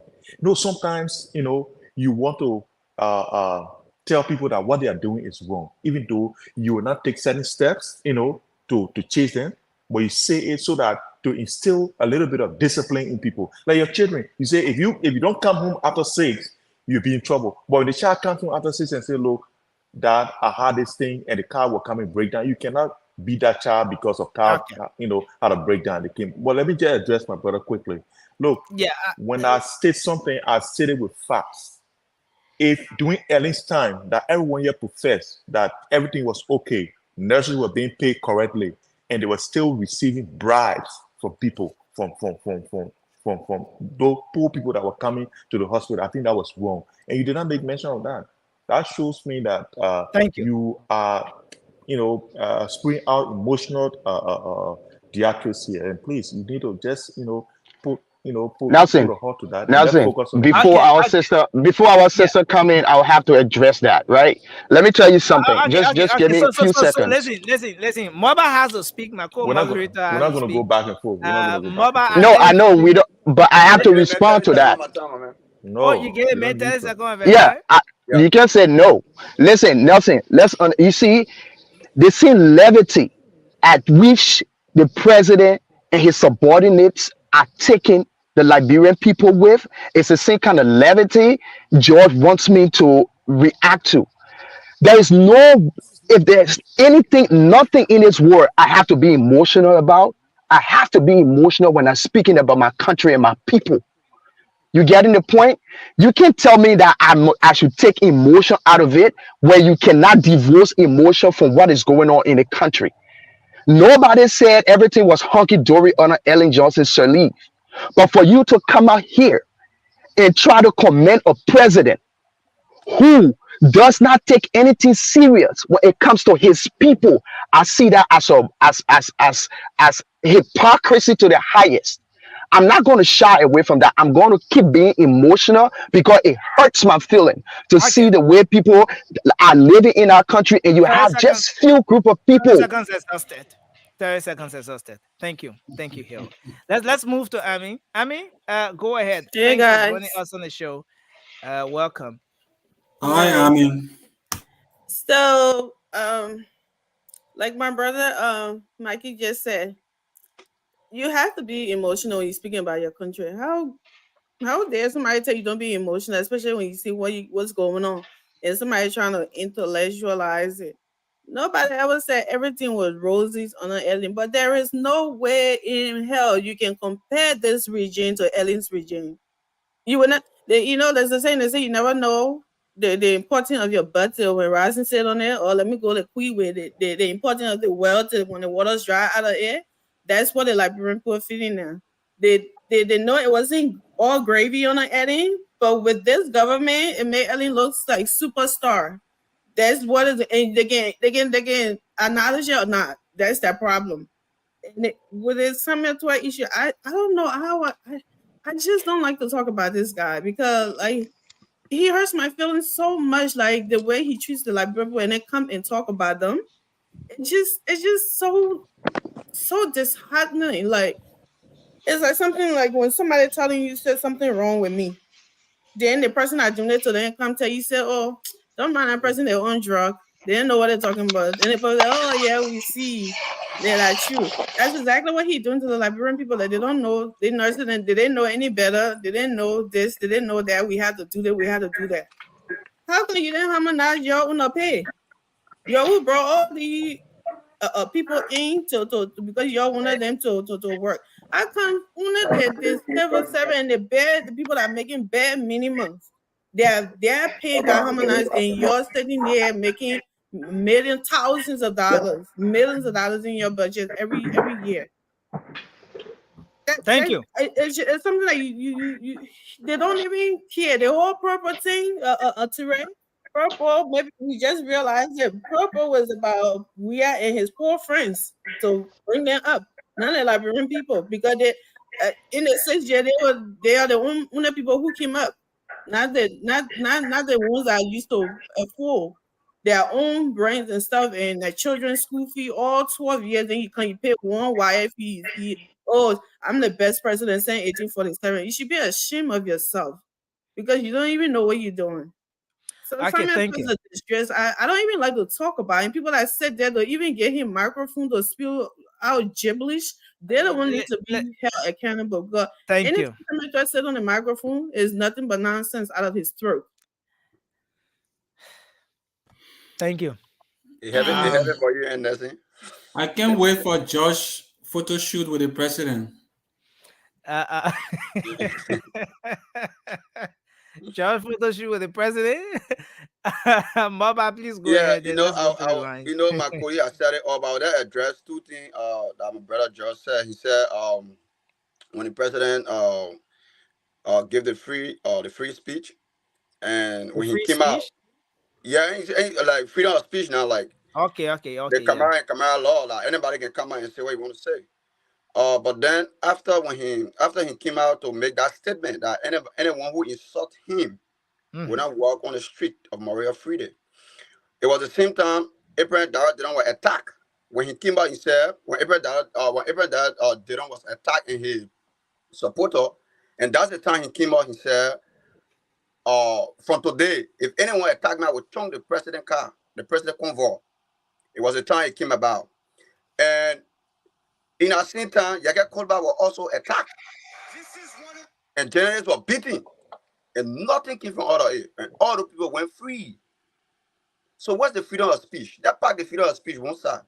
Let's go to Summit 12. You know, Summit 12, everybody knows Summit 12 to be a big liar. Summit 12 that come on the radio, Paku Yishkon, then the president call for him. Then people call him Paku Yishkon, that's all you want.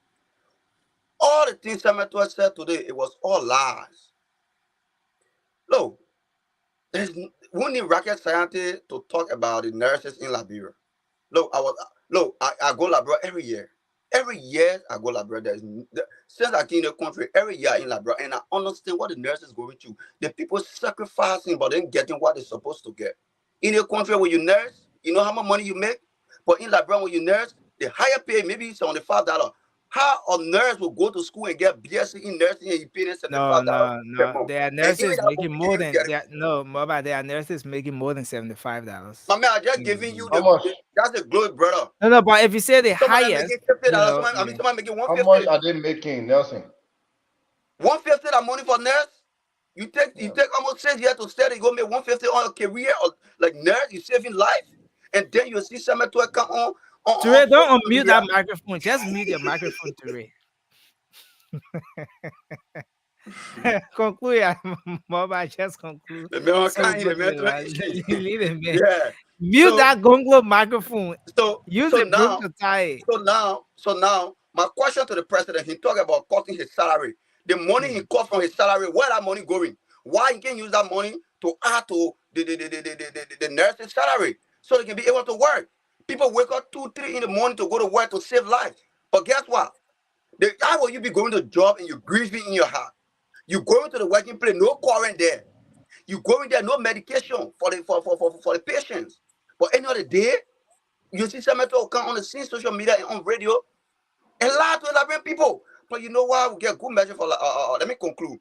For Summit 12, the Liberian people are resolved. They listen to them. Majority of them, they are hurt by what Summit 12 said, and they're coming back. And they're coming with how my brother can call it, bazooka. They're coming back with political bazooka, and nothing else but to vote the identical government out of power because they allow to Liberian people. Summit 12, like my brother says, is the most hated man in Liberian game. You see, this game follow Joga on any campaign trail because they know anywhere you go, they will boo them. You understand? Thank you. The only person that can face that country is JMB. I submit. Thank you. We have to go to the lines and take some calls. When we come back, you all have the time to sell your candidates as you do your closing. We will do that once we come back. But we have to go to the lines and take some calls very quick. Let's hear what our audience think about the different issues, the different views you've expressed on the show. So the number is up. For our local line is 0555-101075. The WhatsApp number I'm putting right on the stream now. You can call and you'll be live on the program. But let's take our first call here. Hello. Good morning. Good morning. Yeah, go ahead quickly. Yeah, this is Musa Kamara calling for Congo Town. Go ahead. There is a good morning to my friend and brother instead there, and the first that I greet others. Oh, too bad. I mean, your credit or harmonizer. Let's talk to this person. Yeah, they did Harmonization we're talking about. I mean, let's stop, man. Oh, you say laughing at the man. Be careful before your own get harmonized too. But go ahead. I'm looking at harmonization, man. How you doing? How you doing to all the panelists? Nelson, let me say this, right? Can we all just mute? Yeah, let's try I can one person, I can somebody express somebody anger for them if they self don't express it. Those are people that are professional, go to school, went to school to learn, and they went to school to pass through the rank and file. So you want to tell me they don't know when to express themselves? That people should always say, when people get out to express themselves, they say they are being used by politicians. It's like everybody want to be used by politicians. My brother, it's not about no magic in our country. I got more than 3 people that are in the nursing field and doctors. Both biological parents. My brother, we don't just let to go in deep because we don't want to call need for them. Okay. But my brother, there's nothing done over there. Thank you. So let us not be everything to be politics or the politicizing the people. You don't express yourself, we express ourselves for you. Thank you. My brother just said, if you come to me, tell me, say, oh, let's sign a contract. You not fulfill your contract, you coming by the minute. Next time you come by the minute, I'm coming by the day, you say no. Thank you. Let's hold you there. That's why the people do it. Let's hold you there and take another person on this line. Hello. Hello? Hello. Yeah, hello. Yeah, please go ahead and name where you're calling from. Yeah, thank you. I'm Zewoda George calling from Soul Clinic. Go ahead, let's hear you. You know, I'm a nurse. But oh, you're a nurse? The clinic that I'm working in, you know what? It start always 5,000. And they are not paying or even on time. My man, they get nurse in nurse. You register nurse? No. I'll do a non-registered nurse. And a certificate, right? Yes, certificate. Okay. And then I want to analyze something again from Brother George. You know, Brother George, the way he's talking, mainly what from what you were saying is, Ellen Joseph Solita and Joseph Bagata, they were used to pay. But even those people there to go to the hospital, everybody was rejoicing. Not even when they to the clinic, they can sometimes even help the nurses to get them small things.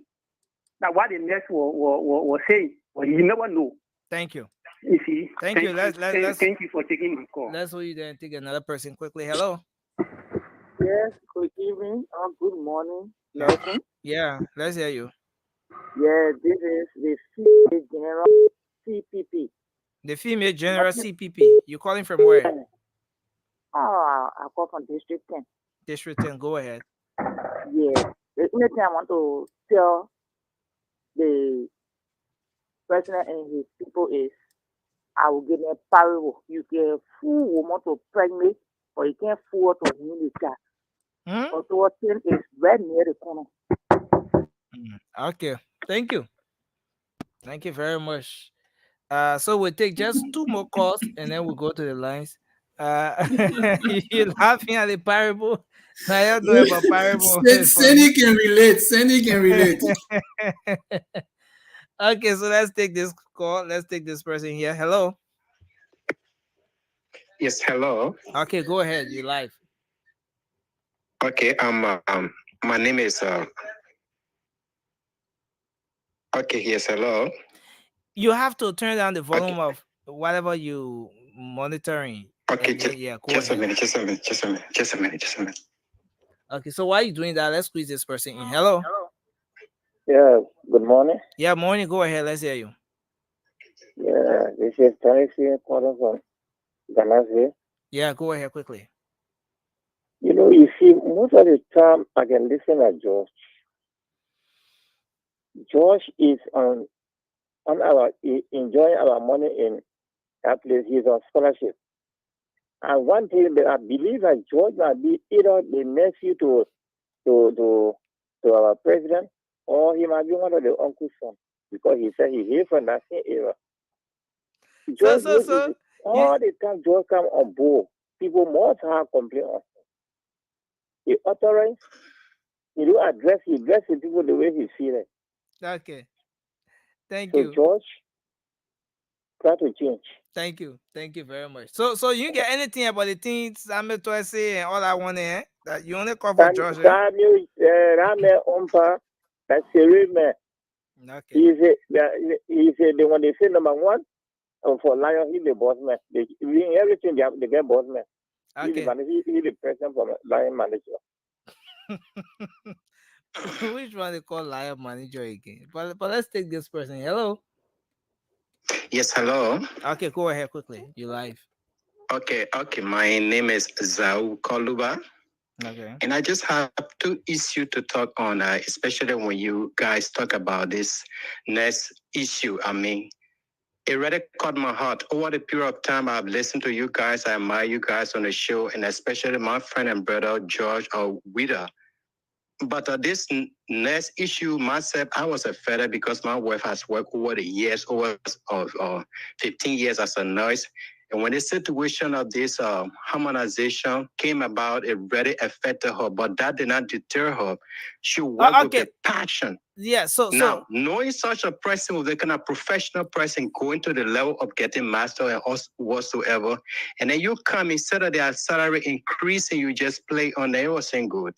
But most of the time, I observe my brother, George Witter. Man, thank God you are in Liberia, brother. You're going to see the reality of what people are facing. We've been in our country, we've been there in and out. It's not okay, to be frank. It's not okay. Let us speak truth to power. Thank you. When we see the reality, let us speak it rightly, to be frank. Thank you. Let's hold you there and take this person. Hello. Yeah, hello? Okay, you live. Your name and where you calling from? My name is Vaniswa, calling from Jacobtown. Okay, go ahead. Yeah, I think, sorry, I don't mean to be disrespectful. No, but if you be disrespectful, then don't do it and say sorry.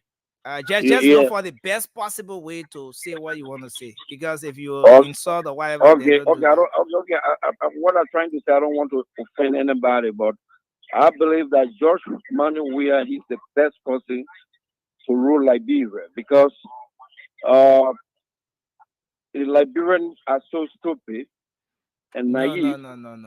No. You will not say that. You have people across the world.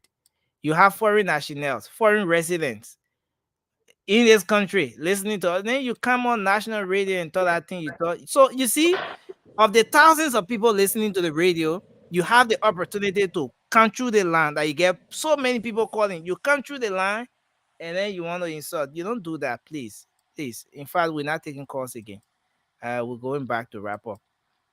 So sorry to everybody. We're not the taking people call call. again. Well, I mean, so we'll just come back to wrap up. At this point, you can sell your candidate if you want. Everyone on set have 2 minutes to do I that. can be the first, doesn't Yeah, sure. Yeah, let me be the first. Okay. You just choose one UP person to talk for all of you, my man. Because complete waste of our time to hear the same story over 5-7 times. No problem, my man. I want the people 1 year. So George, I think that's one thing you and I can agree on this platform. That's for sure. My man, if you don't let the station change the channel. But y'all gotta recruit. Y'all gotta recruit. The CD Shane, Tiawan Gongo, and Cindy. Y'all gotta recruit. You know, yeah, But yeah, recruit some ANC guys, and civilians. guys, just quickly. I think Ture and I agree on one thing. I've been in the country for 2 days now, and Kevin Gongo is going nowhere. So that's something that we can agree on. So you hear nothing about the man, sir, Josh? You hear nothing about the man? Nothing, my man. Hey, Nothing. Yeah, David Johnson yesterday. I saw Cummins bus their park with music backing inside past West Side. I walk past it. I don't see no broom anywhere, my man. It's soundproof, my man. You're not correct. Anyway, I do them, my man. Maybe you see it. La vraie pour really haven't seen it. They haven't seen the man vote money job. We are unsaid, my man. You're not correct. Yeah. And they let sweeping business. No, but the problem is Liberia is right now. Liberia is hard to sweep because of how your man Jefferson Kochi has treated Morovia. So yes, Congo is trying to sweep. Oh man, y'all let go ahead, man. Stop speaking in code. Right now, and I pass the sweeping stage now. You need I pass the sweeping stage. We gotta face it first. And at least Gongo accepting the reality. Go ahead, Your guy is not accepting it. You want to force on the people. If among everyone on set, if Toure would tell us that the situation has passed the sweeping stage, then what is he doing with broom? Then Toure, what is he doing with broom? But Nelson, no, it's like you one of those who is not telling this counselor the truth. What are you doing with broom? Nelson, look at tell you. See what you guys did to the old man. The working tools might have changed. We have to see corruption. Don't do this. This government must go. This government must go. Oh, Nelson, the tools, you can change the tools, but you can't change the motion. I'm telling you, you directed this video. You directed this. Man, no. I did not direct the video, Nelson. Yeah, my man. Guys, thank you, man. You know, that was a very nice show today. Actually, I don't speak much. I will just speak on my brother talk about protest. My brother talk about protest. Only the nurses only protest recently doing election time, and it was false. The nurses protest 21 when they had a huge protest, and then somebody boycott work, and the minister ended up calling them and talk to them for I think like almost a week before they went back to work because of the pay. And all those people that are professional people. Yeah, those people need pay that they can be able to take care of their family. All the people went to school, they learn like Liberia. When you go into school, everybody know you learn very high, like your education level. Like I would say, you got to study on Canada, no current, all the one. And then people, sacrifice their times and their energy. And then they graduate, some of them, the money they're making, you can't even pay that rent or that rent, you can't even pay that school fee. And then you cut all those salaries from them. That's wrong, my brother. When we can't say the truth to the 2 minutes finish. Yes, you selling your candidate. Oh, okay,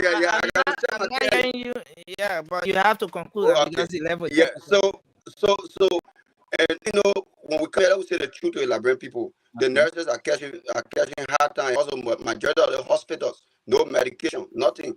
So sometimes I wonder where the president salary we talk about cutting, where that money going, or if he still cutting that pay from that 25% from his paycheck. I don't know. Nobody know where it's going. So the Liberian people are the last time I heard the president speak about that, he says a portion of that money goes towards the free tuition policy as well. Yeah. No, the free tuition policy, I think that money in the budget according to they don't.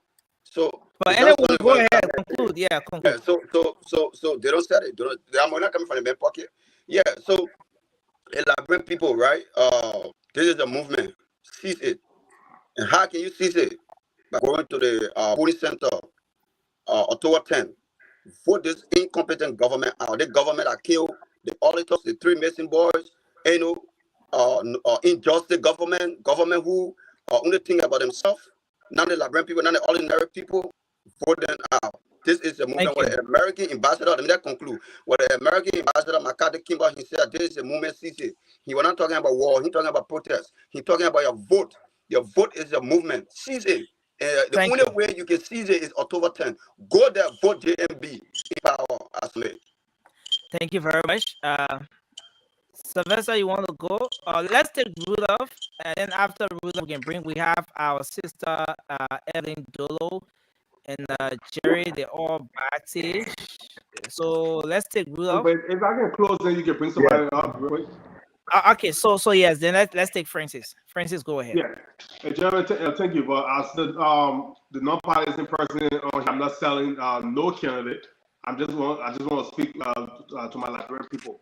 Mm-hmm. Please stop letting people take pictures of the card. Do not let anybody come and tell you, oh, we want to just keep your card or get the information and make sure things are right. And also, please go out and vote. I know there's so much issues going on with the whole voter registration thing right now. It should have been out 30 days ago. Please still keep that mindset that you are going to go out and vote on October 10th. And also, keep the same enthusiasm of changing government like you change your clothes. If they lie to you, they got one time to lie to you. They are not entitled to get two terms. If somebody's doing good, give a second term. But please stay focused, keep pounding the pavement, go out and vote this government out. And put anybody else there, any of the opposition, put them there. But get this government out. Thank you. Thanks a lot, Francis. We appreciate you. Thanks for showing up here. We look forward to seeing you again. Thanks a whole lot. Yeah, and I can close and I can close and leave too. Okay. Yeah. So you can just do your closing, Rudolph. Go ahead. My old man, my papi name. Oh, how come? My brother name, my sister name. Y'all know, I mean, I would have some kind of way y'all say President, we are one still the election here. And only one way we can make sure that he not steal it. And one way like for all of us to come together and vote for Omen Joseph Boakai. You know, I know some of y'all learn Mr. Kumi. I know some of y'all learn Mr. Teon Congolian, the lawyer, what they say he can talk for other people now. But right now, all of them, let's get a number to beat Jawia. And if y'all say you're going to go vote for them, what you will be doing is you'll be making it easier for Jawia to win again. So I'm taking you. When Joseph Boakai win, we made Tiago the Chief Justice. When Mr. Boakai win with Mr. Kumi, the man no bene. So we made him maybe come as minister because you know he know about that kind of thing here. So we get paid for all of them, right? We beg German people. If you scatter the vote, it'll be easier for them to see the election from us. But if all come behind Joseph Boakai and we vote, the number will be too big. So it will be hard for them to see the. Thank you. Thank you very much. And so we will Nelson, go to Nelson. Can I go because I think it's 3 a.m. here. Okay. You are better than me, yeah. And my Now why not in Newcruton? You're supposed to be sleeping in Newcruton. Even when I was living in Liberia, I was not sleeping in Newtown. When I was living in Liberia, I was not sleeping in Newtown. When I was living in Liberia, I want for Josh to be up. Identify the common people. Go in I want for Josh to be up and feel what West Point. Yeah, West Point. Josh, wait, you wrap up, Josh. Let's get Toure to wrap up. Together. Yeah, two are in Liberia. We'll close together. Go ahead. Let's hear you, Toure. Oh, Toure, what happened? The broom man, you mute. I got 2 minutes, right? 2 minutes. Yeah, 2 minutes. Yeah. All right, look. My name is Nonu Bro. Atruma Lonina. About my children in Vacabna Manjure. Joe, we are coming. Abi ma be. Asini ma be. Asini gena do tena na bena. Me we are for la mekano. Kungosu kumusuku adigbeku. Itromalo. Angli tafe, afana tafe kalada. Aoke la vote la eta voté, tia on gonglo yen. Si a chomba mbulu no ay vote wen. Wole keto nala herele labi kono. La bendo chemi kono wo tia on gonglo. Ladies and gentlemen, boys and girls, I think we have said these things numerous of times. There comes a time in individual lives where there's opportunity for you to change and there's opportunity for you to continue with the status quo. You have a unique opportunity to change this government. Comes October 10th. You either change for better or you change for worse. The decision is in your hands. The international community is not going to come and change it. If we say for Bekugbe to rig this election and think ECOWAS or European Union or the United States will come in, that's not going to happen. Because already saw it from our neighbors in Sierra Leone. Sierra Leone claimed that Mata Bill rig election, but Mata Bill is still president though. So that's going to change. So let's take this seriously and make sure, irrespective of what's happening, with NEC and everything like that, something that I told can we talk about tonight, Nelson, but I think we'll talk about that tomorrow. Yeah. But that is a serious issue. Without coloring time. That is a serious issue that we really need to talk about. Now we're talking about having election on October 10th. Voter rolls not out yet, and they're not giving us any not giving us any time to when these things gonna be out. We don't know if they have started sending any logistics in places like River 6, River G, where roads are bad. So all of these things are stuff that when these things started happening, we're not talking about it. All these things. Well, the Unity Party, as most of you are aware, has filed a writ of mandamus in that situation. So we look forward to seeing what happens there. So that rate, I've said that this should be this should not be a selective outrage. It should be intentional by all of the political actors and actors. But apparently, when the UP is taking this to the government and to the people, and they should applaud them for that. Citizens also should be outraged about this next situation. But the only reason why they are not making issue out of it, I think they're seeing something that we are not seeing. But Maningo Poe say, if you see chicken intestines standing tall and strong, that baboon's taking inside. Thank you. I remember baboon's taking that roasting on the fire. Okay, Sylvester, let's hear you. Then we'll take Josh. Then we'll take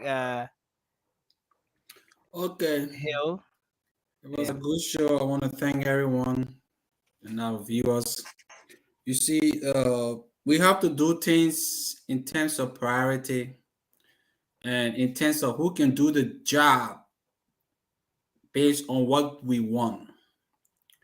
Liberia is already drowning. Some people will say it's in the toilet. Some people say it's in the separate thing.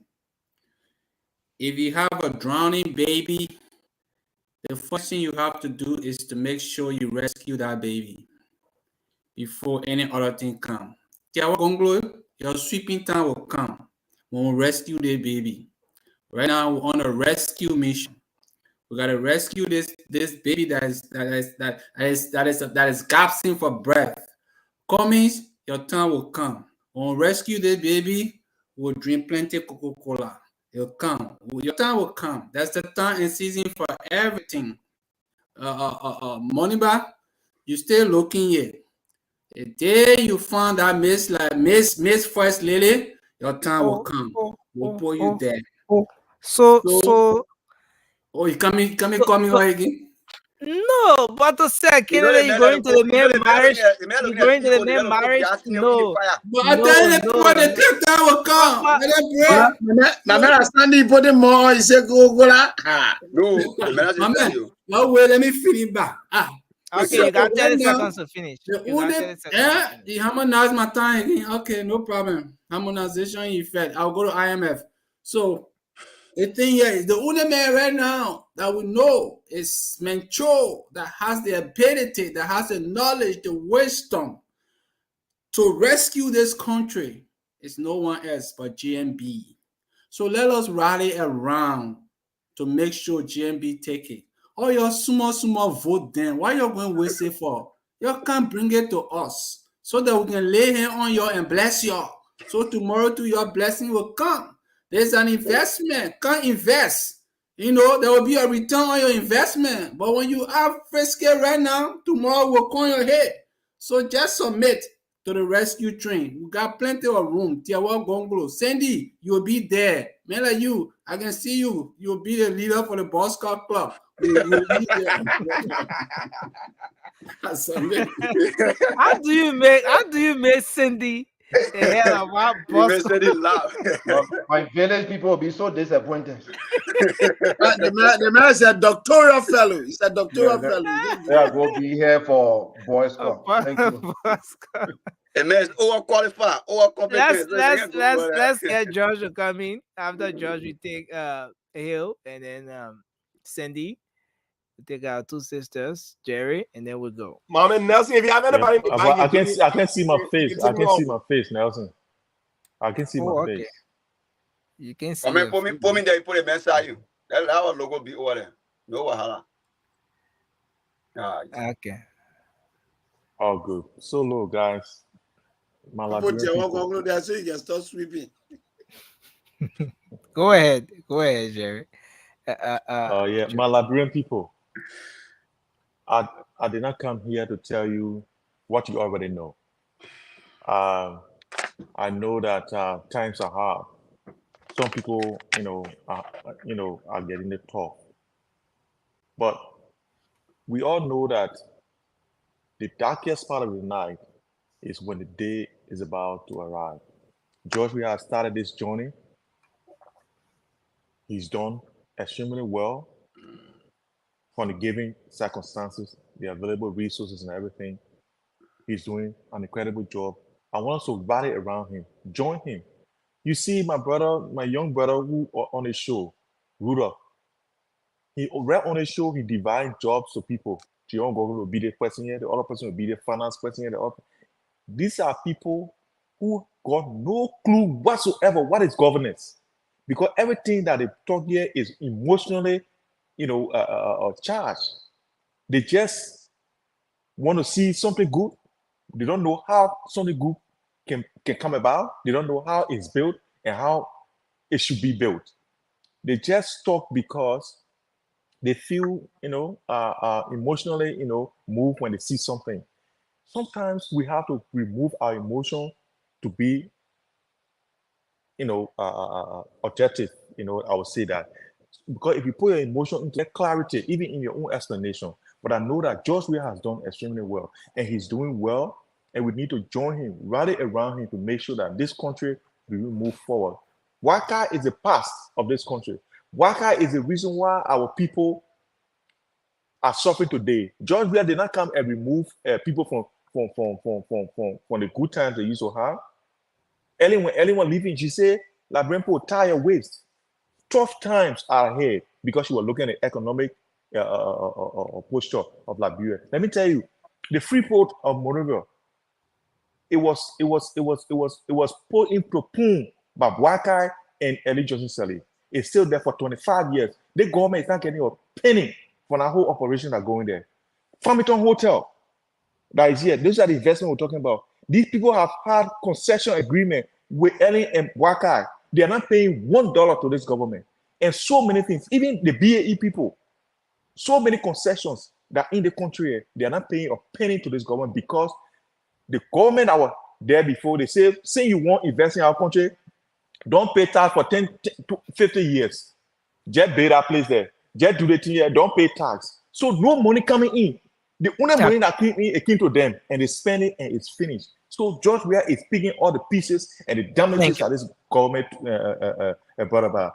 And if you make that mistake, Liberian people, and you go back to Wakai, they showing and you see on the show here, who talking said the person will be minister of this. That's also men and women on this show here. Okay, the women and the men you see on the show here, who name government official that will be in Wakai government, that then will be controlling our country. And we now wanted that. We want people who live here, who know the pains that we bear. And George Weah is God to move us forward. And I thank you, and I trust my Liberian people. I know that you're going to make the best decision. Thank you. God bless you, and have a wonderful morning. Wow. Point of correction. Okay. Point of correction. Nobody want job. Me, I want no government job. I mean, Job here has gone. I mean, I didn't say anybody want job. I didn't say anybody want job. I didn't say you acquire job. We gotta go. We got here.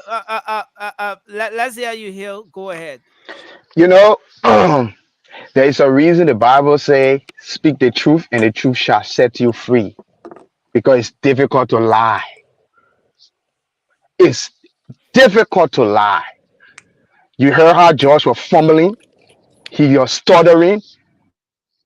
There's nothing to say. The people know the reality. They feel the reality.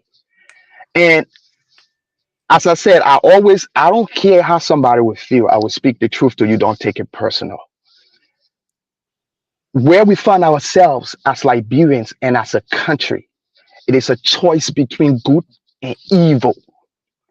All of us here, we went to school, we have children, we have parents.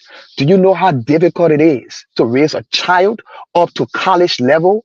And do you know how difficult it is to go to school, earn an education, a degree, and just be silenced and your life cut short in the case of the auditors? And somebody will sit here on a national platform and ignore all of those pains and suffering of people and tell you that this person is doing good. Somebody, for me, I'm not going to talk about Ambassador Boycott because I'm going to sound redundant. I got too many folks here who are already peddling and puffering the image of Ambassador Boycott to be president. So I'm going to let him speak to that. But I want to speak to the consciousness of us as people. The Liberian people see right through us. For anybody to come on this platform, any platform as a whole, and say that George Weah is the best thing for Liberia, you might have severed your conscience and you don't have a soul. Everything that's going on in that country, to look at his suffering, not George, but Nelson. I was in Liberia 2021. I was driving through Firestone to go to Buchanan. My friend said, because they said they wanted to eat baboon waro, the roasted one. So we had to pass Kakata there, and I bought it for them. We were driving through the plantation. Around about 8 p.m., I saw a lady and her daughter. The little girl had a rice patch on her head, and the mother with another child on her back with a mortar in her hand. And I asked her, I said, but what the lady stay in her uniform? She should be probably around about 6 or 7 years old. And they said, oh, they're coming from the farm. She came from school, she went to the farm to help her mom. Now they were going home to cook and eat. How is that food going to digest in that child's stomach to wake up the next morning and go to school? And somebody will sit on this platform and see the likes of Samuel Tuer, Bill Tuare, who were at the Freeport of Monrovia, riding the best of cars, and you telling the Liberian people that no money was coming through the Freeport of Monrovia. 20 seconds. Everything was paid. You have to scrape face, and then you tell somebody they are emotional. You have to scrape face to lie to the Liberian people. It's appalling, it's sad, and it's disgraceful. Because you don't know, you lack information, you are ill-informed, so you can have an emotional outbreak. It's disgraceful. It doesn't mean anything. It doesn't mean It's anything. appalling. It's embarrassing. Let's not go back and forth on this. I want to say thank you. But Thank George, you. The man is talking directly at me. The man is talking directly at me. He's not addressing the issue. And I'm not backing down. I'm speaking to you. I don't care. You can speak to me. I will speak to you as well. You lack information. You're just being out of emotional outbursts. All the information, George, we know. George, I don't care if you think I don't. George, there is God, oh. Mama Sandy, let me go before you, man. Ronnie. Yeah, because I'm informed. You probably not informed. Jerry, You just maybe on. You just being emotional. No, gentlemen, let's do this thing one. Yeah, Jerry, you won't go? Sandy, you you get time to me, I'll to do. No. For the sake of respect, Jerry, go ahead, Jerry. Go ahead. Oh, okay.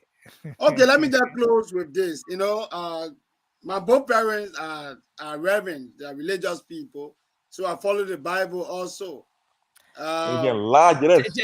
Jerry, what I saw in the background, was that correct? Or no, it was just But better put a man to the better again. it was just a curtain. That the Bible the man were reading that hey, come and quote to us. Yeah, liar. So, you know, the man left the show for 30 minutes. Yeah, exactly came back with renewed energy.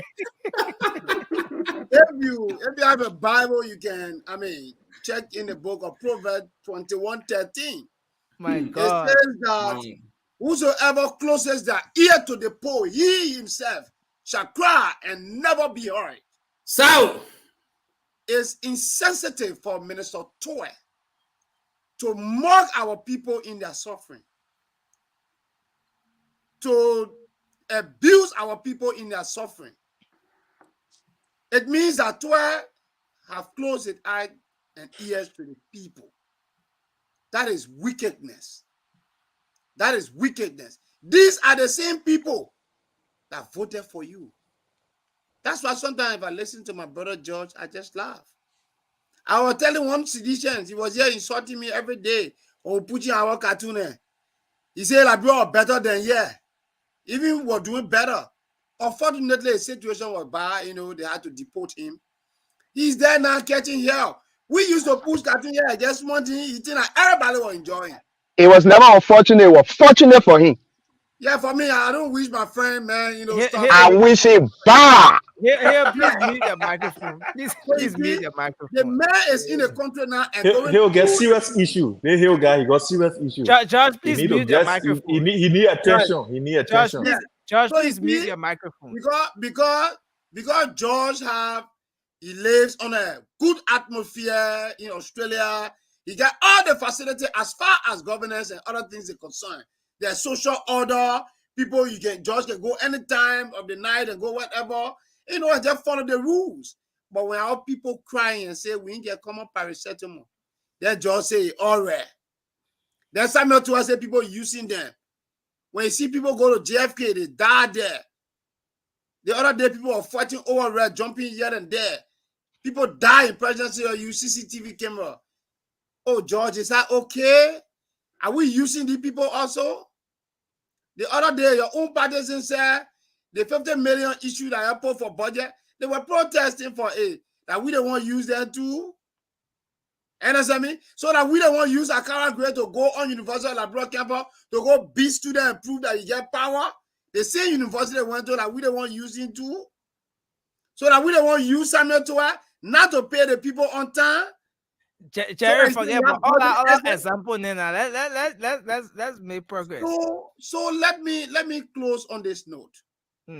My brother, you have to, any man, according to Dr. Formula, he said, a man who does not feel the pain of another person is not a human being.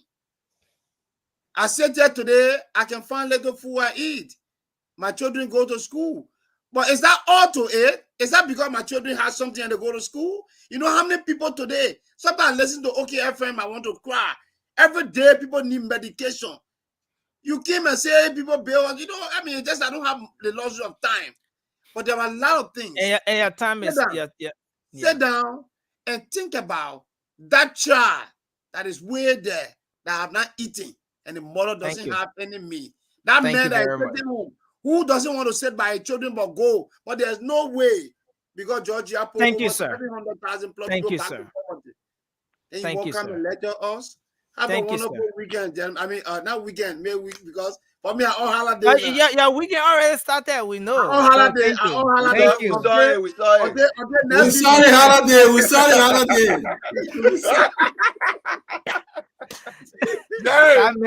That man will answer your question tomorrow morning. Yeah, but I don't do it in transit. In transit to come to us. So if my man, I'll leave you. Like, thank you. Community situation, man. I'm high enough already from our people, bro. Okay, so let's hear from you, Cindy, and then we'll take Amy, and then we'll take our sister Evelyn. Look, based on our discussion tonight, Liberian people, I'm even more convinced that Mr. Alexander Cummings is the best candidate in this race. Our topic tonight talk about harmonization and people not getting paid on time and professionals are not being prioritized. The only candidate in this race that have outlined a clear path in addressing these issues is Mr. Cummings. Mr. Cummings said, my people, let's make government small, yeah? He said, we shouldn't make the government in here big. He said, George, we are king.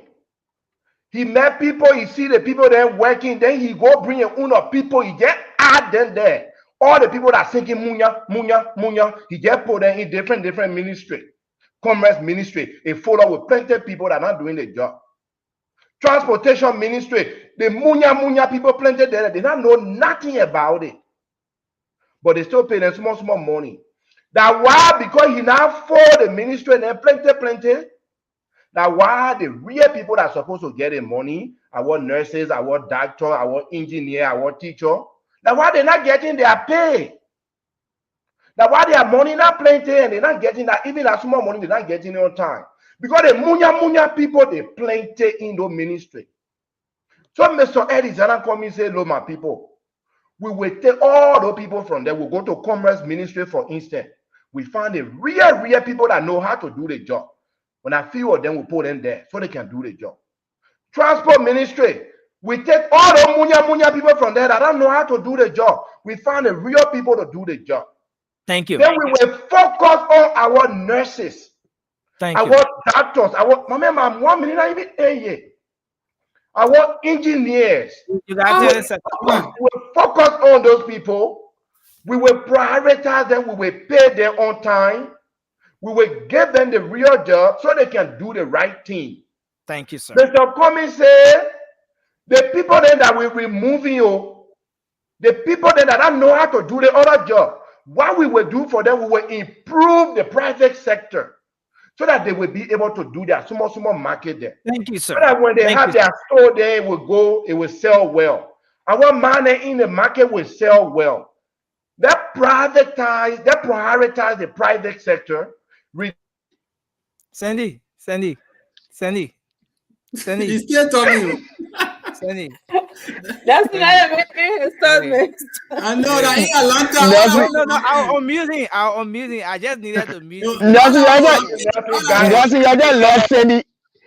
left Sandy just sell the mayor for one whole day. So yes, more. They may not fair. Take 20 seconds and just conclude now. I know you were in flight, but I had to mute you to get your attention because I kept calling, but it's like the flight was on another level. Yeah, so we're flying. We're not using the old train, we're flying. So my people, when you prioritize your professionals, your nurses, your teachers, your doctors, your engineers, people that can do the actual job, pay them on time, pay them the fair amount of money they deserve, they do the work for you. You see, when you get somebody that can cook for you in the house, pay them well. So they will not poison your food. When you have a doctor and a nurse that treat you, pay them well so they can treat you well. So you see the reason job we are in when Samuel Twain and say they can't go to our hospital? They don't pay the people well, so they scare before the people they give them bad medicine. When you start to prioritize those people, you will have no fear. The people will do their work right. Good point, Sandy. You see, Sandy already told you they will give the old man. What was the position? Senior elder in the old folks home or what? Senior advisor for old folks for the retirement home. Now, you forget it. But when Cummings, we don't want our president living in a apartment. Thank you. Let me go ahead. Let's hear you. Let me go ahead. Okay. So, my Liberian people, my brother said, Eddie said, Taya Wiss is going to be rough. Eddie knew what she was talking about because she knew what she brought to you. She knew what she brought to you wasn't good. She knew what she brought to you wasn't up for the job. But because she wanted to express her evilness, so she brought him to you. That's what she told you, Taya Wiss. She knew every practice that she had made her and Black Guy was gonna go right back like we were just from the war, like it's happening now. She knew your hospital were gonna be so messed up, like you medicine, paracetamol, everything that paracetamol. It was not even gonna be in it. That's why she was telling you that. And when somebody talk about Weir has done well, that's the well that he done. You can't even move in the street after 5, 6 o'clock. You gotta be running home because you don't want somebody to attack you in the street. Security. That's the well we have done for you. That's somebody who live in a civilized world. They safe. They lay in apartment. They can go to work anytime. They come home anytime. But they're telling you the life you live in, like to say something wrong with you. You don't deserve it because they're not there. Their family not going through it. That's selfishness. Don't listen to them. If these people, they're really well, like all their screwness are telling you, trust me, they will not be trying to rig elections. They will not be going around taking people voter IDs number, lying to them, say they want to do this way, they want to do that way. Just lay back and let that work speak for them. That's what would have happened. But they're going all around playing all these tricks. Everywhere they go, they're getting booed. Then they come to you and say, one turn. You better show me the record I give you that one turn. Or else Liberian people stand up. There is no war going on in Gabon. There is no war going on in Guinea. They stood up for that, and we will stand up and make sure you don't let anybody lie to you. So when you stand up for your right, something will happen, war will come. It's better for war to be there than for you to go through what you're going through now. For somebody to steal from you and say, oh yeah, they want to force themselves on you for you to continue going through it and then come and still killing. You see the drugs? You see what's going on? The one that they're bringing in now, they will not just be butting there, something that will be harming you. The security system, you got it would be worse, it would be bad of. Don't let nobody lie to you because they're cussing there, making money, they're interning there in the government. So and they're saying that in women land, so they think everything. So when they get sick, they fly from there. How many of you can fly from there to go in women land to go get treatment? You don't have, if the president feel like he and his people feel like they're doing so well, they're not supposed to be flying out of like brother go to a hospital. They're not supposed to be doing that. Nelsie, I donate my tomorrow time to her. I donate my tomorrow time to her. Thank you. Thank you, Nelsie, I got a complaint, Nelsie. The accident the last time. But just you know what he went? Let's the driver stayed right in Liberia. They left the driver right in Liberia. Flew him out of there to India. Becoming self-regulated now. Important. His family life not important. She using my tomorrow time. Nothing, you interrupting me. You going through my time already. Okay, you have 10 seconds. 10 seconds to conclude. Seconds? Yeah, because if it's just there 2 minutes. I'm suspecting you. So, like I was saying, these people, if they were doing so much well, they will not be doing all the things that they're telling you. That children are not there. Guess what? That children are in the white man land. If I'm a president, I'm a leader in my country, I would not want to be flying my children in to go hide somewhere else. Then I put other people in that family too, and I can't say, the president doing well, the president doing it, we build this, but you sitting down there, you hungry, but they come in telling you sick. You're not hungry. They come in telling you say your hospital's good. They come in telling you say your school ain't good. But children in the village are sitting on the floor. They're not even sitting in chairs. No blackboard, everything broken. But our children there enjoying their all the people on a high good governance, good healthcare, security, everything. You can't even walk in the street, zogoning, chasing you like something like bro. You yourself, no costu zogoning. Get rid of them. Don't let them stay there. If they try to see the vote, make sure they don't keep it. And don't let anybody scare you about war. If they're not stealing the vote, they shouldn't be worried about what anybody say about war. Thank you. Nelsie, I gotta complain. I'm suspecting Amy. She's the one that checked me in Dubai. I think she sent all my luggages back to. Yeah, I think she sent all my luggages back to Australia.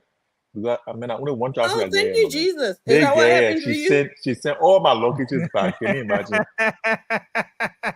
You see how opposition working the player? To go there and see what's going on. asking all my luggages lost, yeah?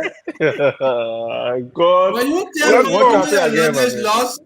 That area home responsible for that. Luggage lost. You yourself got lost. So many flights. Let's have Evelyn to go ahead. We have options of flights going to Liberia. Okay. Are you guys hearing me? Yeah. Loud and clear. Okay. Yeah, good evening, everyone across the world, to our many listeners. And I want to outline three major lies that Samuel has told the Liberian people. Those one opinion is in my head, and I will go over with those lies. Mhm. The first thing he said, there were 25 million more, more exercise The in the mop-up streets. exercise. Well, yeah, map of exercise in the streets of Morovia. You just go to a money changer and say, "Oh, let's do the one, let's do the one." That was the report he gave the Liberian people. It was a lie. And secondly, he said, we have 27 million Liberians that have been lifted out of poverty. Number two, lies. Number two. Number three, he said, "Oh, as we speak to you now, Liberia is supplying Africa with current." Wow, that was it was a disrespect to the Liberian people, and up to now, that is going to hold. That's the reason why when he goes anywhere, people tend to bully. You understand? This individual got his people in Africa, his wife and his children. If Liberia was so beautiful and good like that and supplying current all over, why is Syria not in Liberia? So I'm just saying this to our Liberian people, our young people. You see, the last time when you were coming from Lofa without accident, like my sister right there said, they flew in out of Liberia. How many of you? Even the accident that happened the last time with the weird girls there, one of those girls were crying. She was still alive. They could take her off there and even send her to Ghana. But that girl died in pain at the end of the day. So these are things that we're telling you. It's not something that people to celebrate this weird government. And let me just say this to my brother George, who came from Australia or whatever. You landed in Leave me Liberia. You living alone. in a Call your own. Leave me you, alone. Leave me alone. Call your you own. live in Australia, you came to Liberia, you I'll living live in on a here. current right now. You got security. Is it a sad thing for the security to tell you, say, "Oh my man, just open the door small so you can be watching"?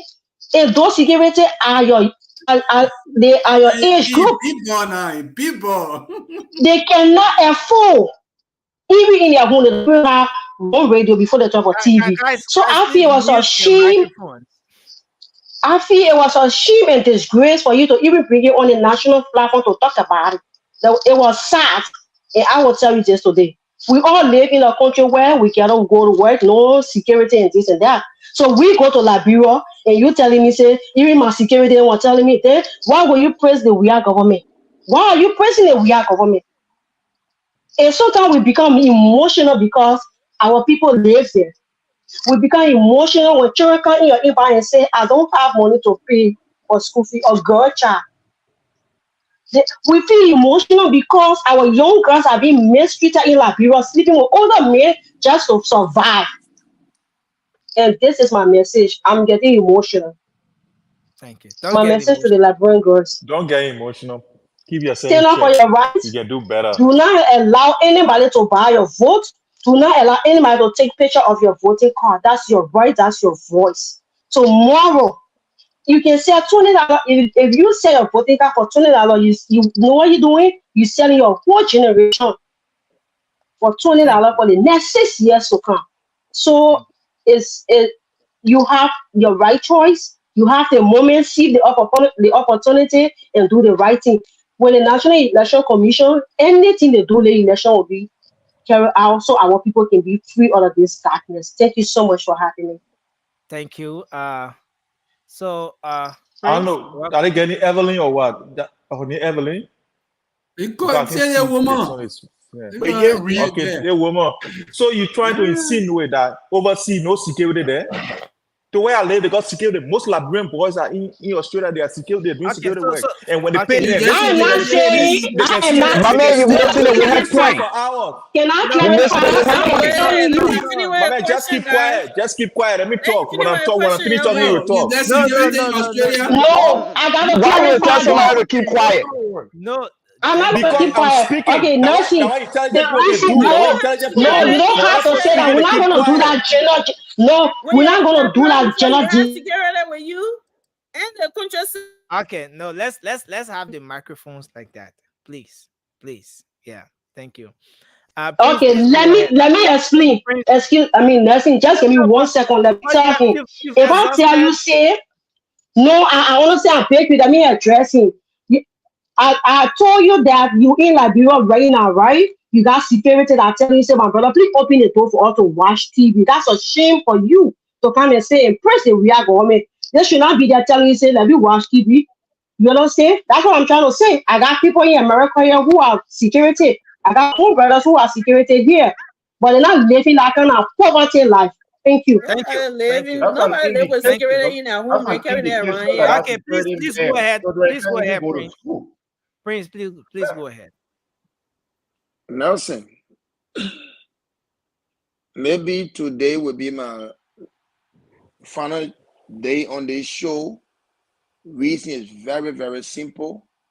And I will talk to my Liberian people to tell them about October 10th. But believe you me, if people don't have principle, I'm one of those that have principles. If you ask the CEO, he will tell you more about me. I do not, and I'm not a little child or a little boy. The brother came on the show a couple of weeks ago, insulted people. There was no outcome about it. Even right now, he just did it to that lady. There's no remedy about that.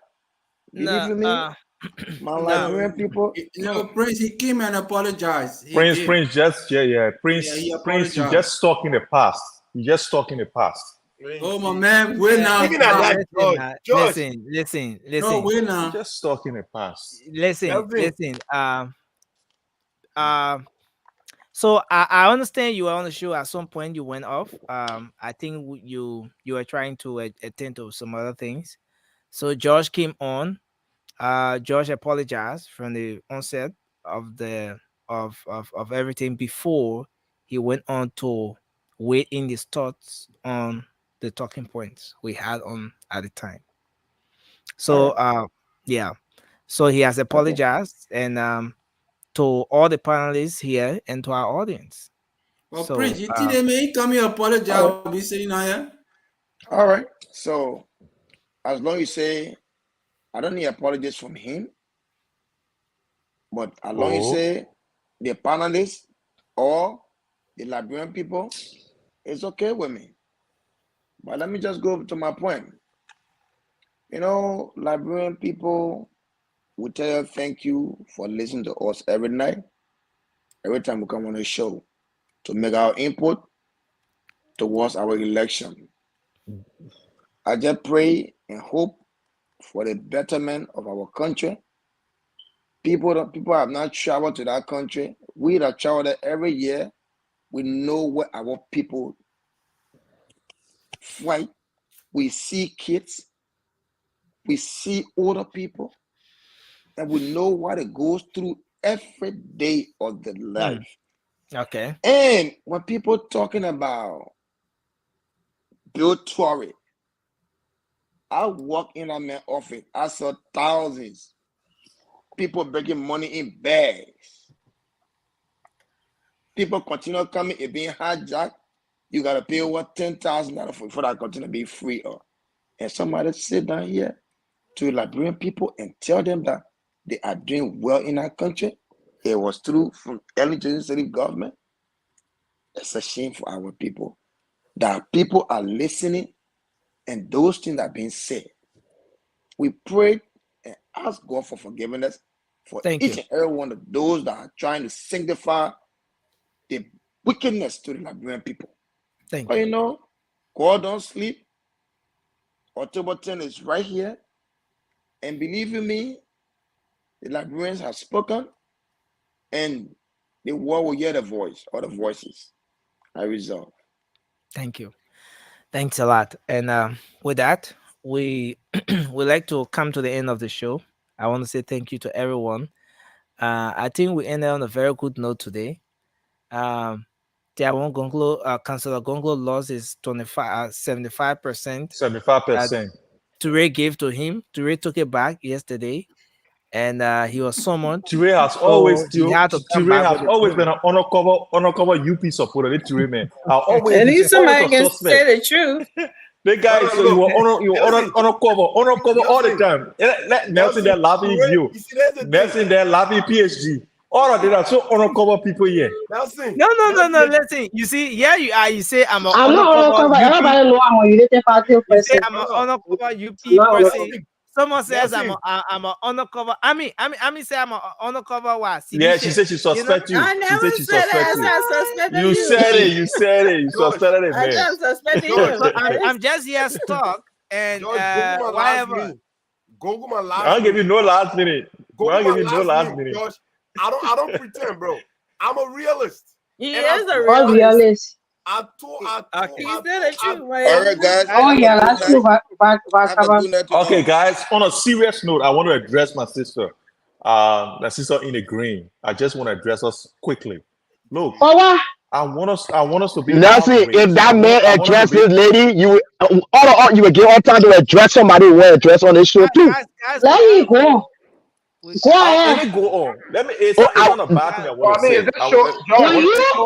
You gotta be polite here, George. When you tell somebody you want to address them, it's being rude. You have to say, let me, that's another way to say it. You cannot address me. Why are you asking me? Why are you asking me? What do you mean? When I say I want to address you, I'm being rude. No, you're being rude. Josh, I mean, right now. Anybody here? I want to say something. You've been doing it and people let him go. Yeah, go ahead. Go ahead. You can go. I don't want to You're not going to say anything that will make me mad. I'm real sorry.